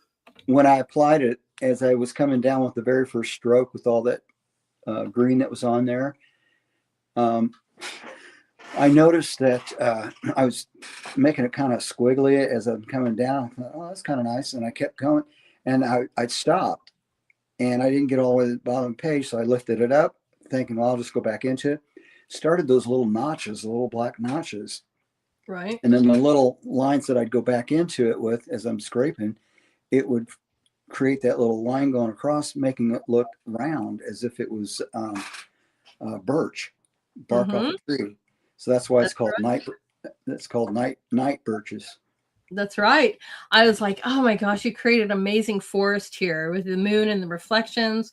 And you're right, because that did look like a birch, but in a nighttime version of that versus, your sunny whitish colors, whatever. And I'm like, boy, this effect is amazing. The moon itself is just basic acrylic paint there. And then I just took the knife and it just scribbled, in between the trees to make it look like it's rippled water coming through, and then added the orange on top. Mm-hmm. Right. And people were saying that too, that they could see the water. Isn't it beautiful, guys? Absolutely beautiful. And Nancy says this is her favorite. Oh, Nice. thank you. Thank you. Right. It's hard. I always tell you guys, be careful on picking your favorites, but go ahead, because we're almost towards the end. It's awesome. Yeah. Exactly, Nancy. The top is the birch trees and the bottom is the water with the reflections. She's nailed it. Mm-hmm. I never really know that when I'm doing these, especially on this paper, if it's going to, lend itself to being able to be mounted. And I get some pretty good surprises so far. So I'm having good luck. I haven't had to throw anything or haven't had to destroy anything because I couldn't get it mounted. So that's kind of my only fear right now. Right. Man, I love seeing your guys' work, but one day I would love to see us all have a place where we're together and we get to see each other's work in real time, because there's always a different experience when you physically see a piece as well, and I'm sure I could just get lost in your masterpieces, Dada. They're so awesome. Well, thank you. You're welcome. Oh, we're on our last two, because this one is one of your newest ones, if not your newest current one. In fact, yes. I didn't even get the final piece when you sent this to me. You sent me an updated one. I wasn't able to throw it on here, but I love this because you titled this one like, "Which planet are you from?" I'm like, oh, he's totally going after my heart now. Yeah, this is the scrap piece that I cut from that other one I just showed you, where right, you called it a tile, so it's like a scrap, tiled size piece. Mm-hmm. It's canvas, but it's from another painting, and I just went over it. Awesome. Yeah. Awesome. And I am assuming you used different size, like the caps, like you were showing earlier, because that's what I would like. Tape, like, okay, here's my tape. Let's, here's my cap. Here, oh, you guys, I always have tape next to me. Sorry, it was an automatic. Well, but right, to get those circles, right? Yeah, the terracotta that you see against the white background back there, right, on the corner piece there, that I was having trouble trying to come up with a background. And at first I had a bunch of little different sizes. I had like 3 different sizes of circles, and they weren't coming out the way I wanted them to. So I just washed over it and said, okay, I'm done. And that's how I got that terracotta look. Nice. And then I went back into it with bigger lids that I painted. And then, and when I really first started, it was the yellow and the blue lines. I started that way. And I took a scraper for the yellow and just came down on each side with the yellow. And then I took the blue and I thought, well, what that look like if I just add some lines in there? And I did that. And then the circles came in and I did that. And I thought, well, how can I highlight those circles to make them look like they could possibly be a planet? So I got on my phone, I took a picture, got on my phone, started working with seeing what it would look like on my photo.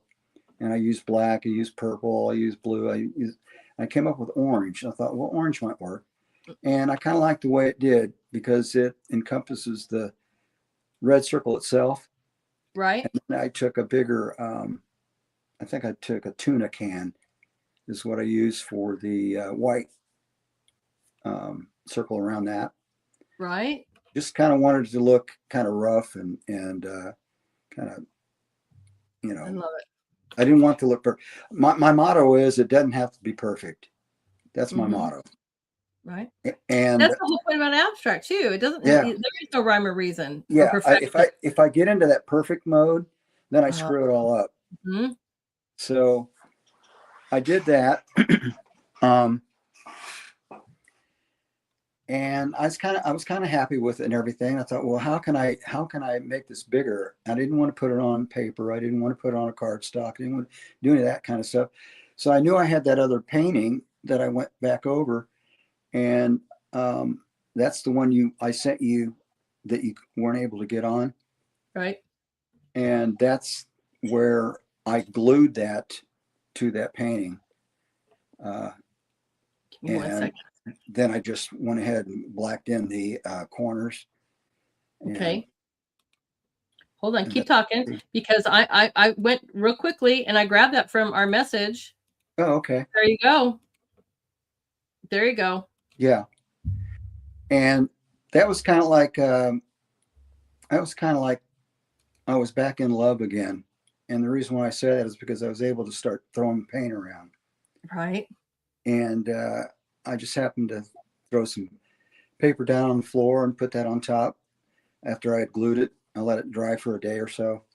And then I just went to town on splattering it. Right. And added so much to it, didn't he? Yeah.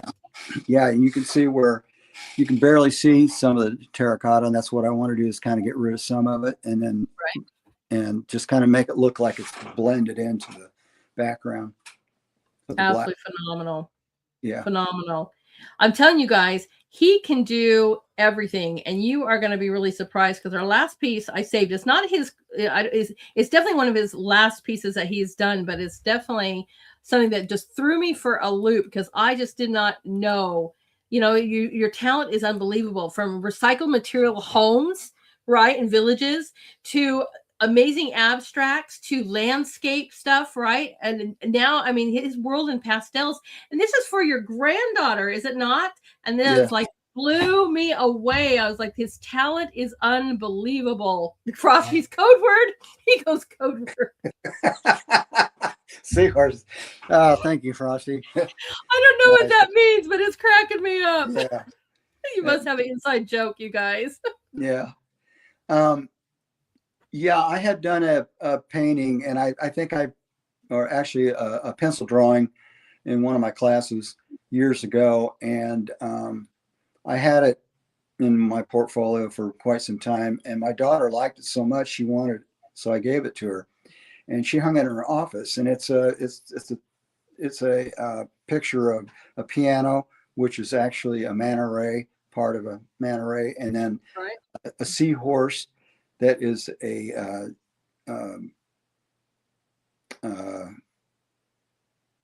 trombone, not a trombone, saxophone. And then the seat of the piano is an octopus with playing the piano. And my granddaughter wanted that piece really, really bad also. But my daughter said, no, you're not getting that. So my granddaughter came to me and says, can you do something for me? And I go, how do you say no? I go, oh my gosh, I haven't done anything like that in I don't know how long. I don't know if I can, to be honest. And I'm thinking pencils all this time, going, right. I got to buy pencils. I got to do the paper. And it's not that I didn't want to do it. I did, but it was like, I don't know, how well I could get it done. And she's heading to college, and she said, now I'll need to have it before before I go. And I said, okay. And so I called my daughter and said, when she goes, she doesn't have to go for another 10 weeks. I said, okay. Cool. Oh, okay. Yeah. So I went in with the pastel, and I kind of traced it out with pencil. And then I was struggling a bit. Right. And I just kept at it, kept going. And this is what I came up with. Absolutely awesome. I had a picture to go by. Did you?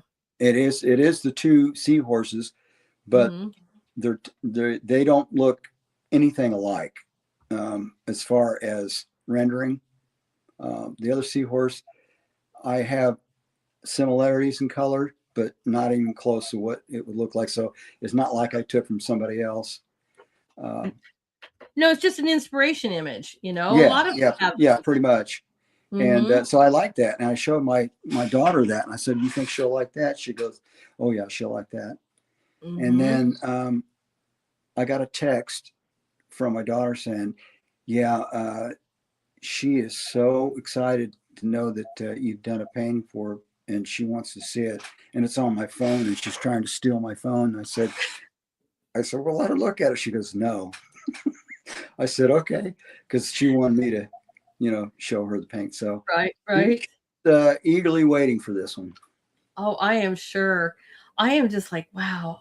I love, I want to call it scaly, almost lightning effect per se, skin in the face and the eye. Have you guys even stopped to even look at the detail in the eye? It's just, oh man, the eyes are phenomenal.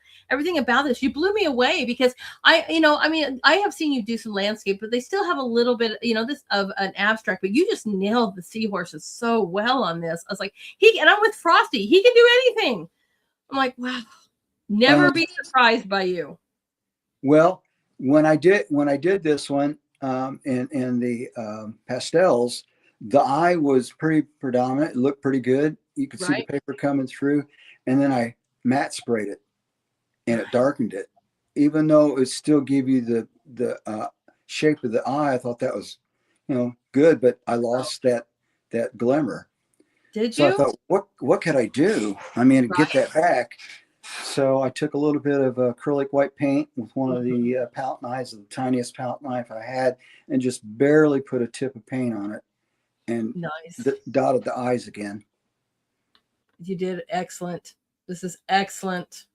It's such a great one to be finishing on, don't you guys think? I mean, we have seen such a broad spectrum tonight of, things that look 3D work, abstract landscapes, from, recycled material, houses, buildings, villages, barns, to amazing realism per se. I mean, just so much talent. I mean, I love having you on the show, my friend. Thank you. I appreciate that.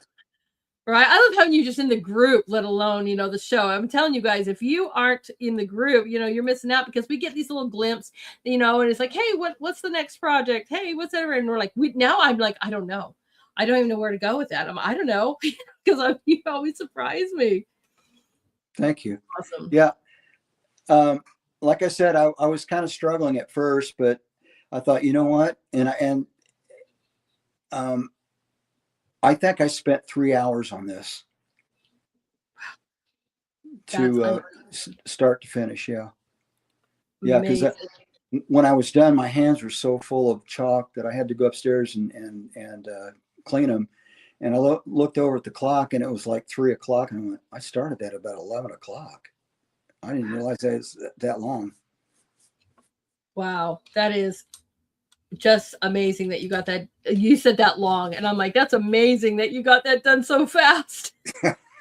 Yeah. Well, that's probably one of the longest ones I've had since I've been putting stuff out, besides the little building things that I did. Right. Those took me weeks, a couple weeks each. Yeah. I had a problem with that. I don't know what else you can say to inspire these people. This night has been so full of great tips, thinking outside the box.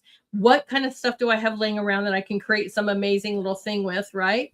I mean, you just full of stuff. I mean, how does your brain necessarily, I guess we'll leave on this. Do you kind of just go, oh, I'm going to keep that, or, oh, that would make something interesting? I mean, what catches your attention to sit there and go, oh, I could use that? Everything and anything. It's kind of like a spark. I might walk by something and see it, and I can see a potential in it. Right. Or I would say, I need to save that for some reason. And I may not go back to it for a long time. And then all of a sudden I see it there and go, oh, okay, now I can do something with this. But yeah, it's basically, I'll have something in mind. And then I just, I don't know what it is. It just comes over me, and I just love it. Put out what I can put out. Right. I am so excited, and I always get inspired, that help me, because, even if I'm not going to create a piece per se like this, but it makes me start thinking outside the box. Like, what's the background? Okay, I'm going to create this really nice, beautiful portrait per se. Okay, what's my background going to be? What kind of different tools can I use? What kind of scrapers can I use? What kind of, different shapes, tape, or, lids or whatever. I mean, just really think outside the box when you guys are creating, how am I going to add texture? It's just, I love it. And I'm so glad that you are part of our community and you're inspiring us all the time. And you're so wonderful, by the way, with all your interaction with the others as well. So we love you, Dada. Thank you. Thank you very much. Yeah, I just feel like if you're trying to be creative, the best way is to just don't set limits. Right. Allow yourself to explore as much as you can. And if you don't like it, you can always redo it, or you can, work on it later or come back to it. But most of what I do, if I don't like it, I will try to at least save some of even if I break it down completely, I'll try to save something from it. So don't ever give up. I don't know. There we go. They lost us for just a second. I'm sorry. Oh. I just saw it spinning. I'm like, sorry guys about that. Don't know what happened. Oh, I was just saying that, don't give up on whatever you're trying to do. Just keep at it. You can do anything with it. And as far as I'm concerned, if I'm so upset with what I'm doing, I know that I can at least do something else with it. And yeah. I love it. I love it. I can't wait, you guys. I'm going to tell him to come back in a few months, 2-3 months down the road. We're going to have a whole new collection, probably big, because by the time spring and summer comes, Donna's going to be like, all right, break open the doors. Let's start creating big. Yeah, that'll be in the garage. Definitely. Right. I thought to try to do something down here. And like I said, that last one that you showed with the planets, it was getting a little messy. I was starting to get everything on my cabinets and what have you. I thought, no, I'm not gonna try to do anything bigger than that. Right. But yeah, this spring I'm pretty excited about getting out there, and of course I've got to stretch all my canvases and make them because I couldn't afford having somebody send me out, And I'm so thankful for what I've learned from Herron School of Art, that it taught me to be able to be more resourceful, and I think that's where I got most of my, crazy. I love that. Yeah. Right, because it's really, really expensive to go buy all this stuff pre-done and whatever. Just the paint alone, guys, can be really outrageous. Yeah, it's crazy. It is. Absolutely. And then you don't know the quality of the paint you're getting sometimes too. Right. Or, I've noticed that it seems like they're cheapening things up, and you're like, oh, good grief. Please don't do that. But yeah, I thank you guys for thanking him and all your wonderful, beautiful compliments for his art. Everybody. You're welcome. I will just, like I said, it's an absolute honor and a pleasure to have you here tonight. And thank you for being a part of our huge community. Everybody go give him a follow and, help share out his work. And we love you, Dada. You're welcome back anytime. Thank you so much. And I really appreciate all your effort in having this community, and all the people have been so great towards me. And I just hope that whatever inspiration I get from them, that I can pass it on. Yep. So. You sure do. You sure do. Well, we will see you in the corner, my friend. And again, thank you for being my guest. And I hope you have a great weekend.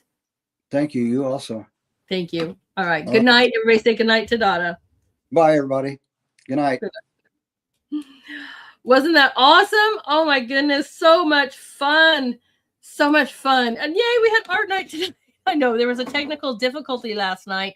Our guest felt so sorry about that, and we're going to reschedule from last night, so you guys will be able to see him at a different time. But oh, aren't we inspired? To any of you artists or inspiring artists or people who want to just create, you never know what you can find, what you can create. Think outside the box, just have some fun, turn on some music. New artists, if you've never painted before, I highly encourage you to just get some paint, start splashing around, because one thing you can definitely, learn is, how does that even work? How can I layer colors on top of each other? How long does it have to dry? If you don't know any of this stuff before, abstract's a really great way to just play and have fun, get all different kinds of things, and I really appreciate DADA being with us here tonight. Just fantastic. Great member of our wonderful Artist Corner community.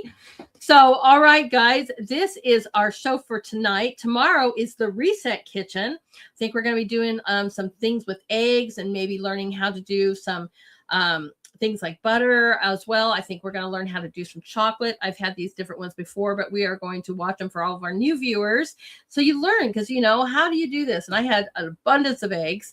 So what do we do with eggs? How to make maybe our own butter. We'll watch it again. And then making butter out of chocolate, out of butter and honey. It is really, really fun. So I hope you guys join me tomorrow as we feed your body and your soul. I'll put out that promotion as soon as we are done with this show. I always put it out an hour or a day, I guess, a day beforehand, right? So you guys, the best way to do that, and see those promotions, at least go out on most of these things so far. I won't be adding there, but you can give me a follow already, because I am setting up Facebook. Hopefully we'll see how that goes. I'm still iffy, but we're going to try it.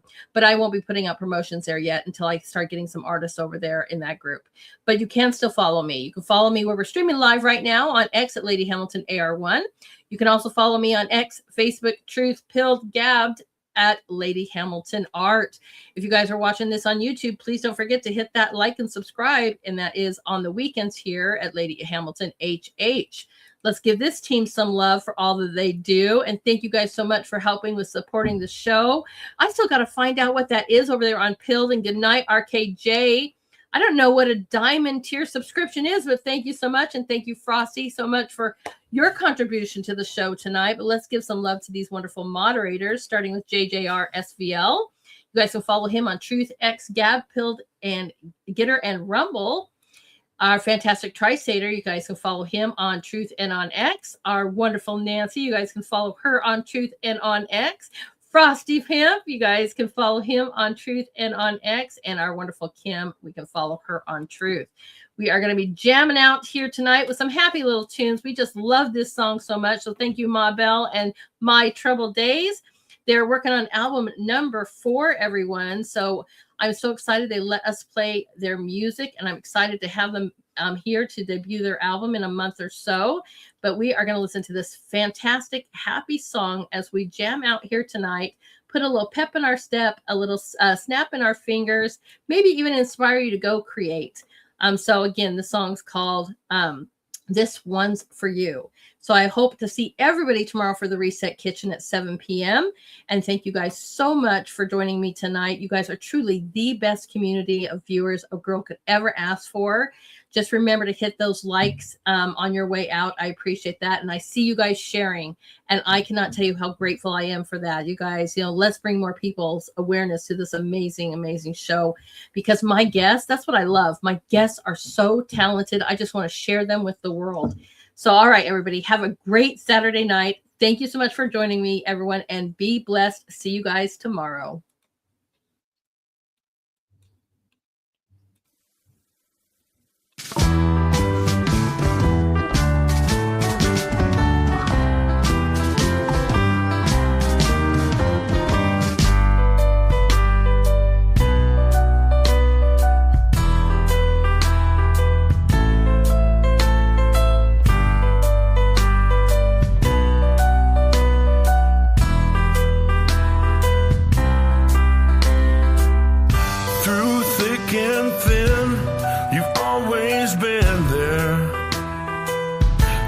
Demanding, always fair, a lending hand, you always grant.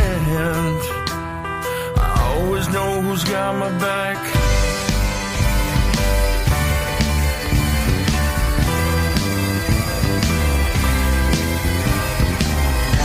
This one's for you.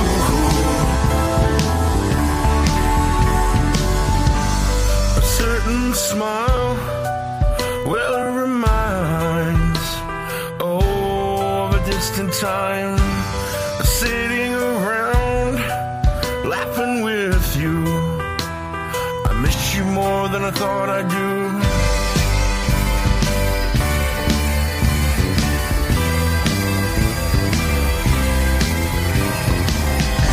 This one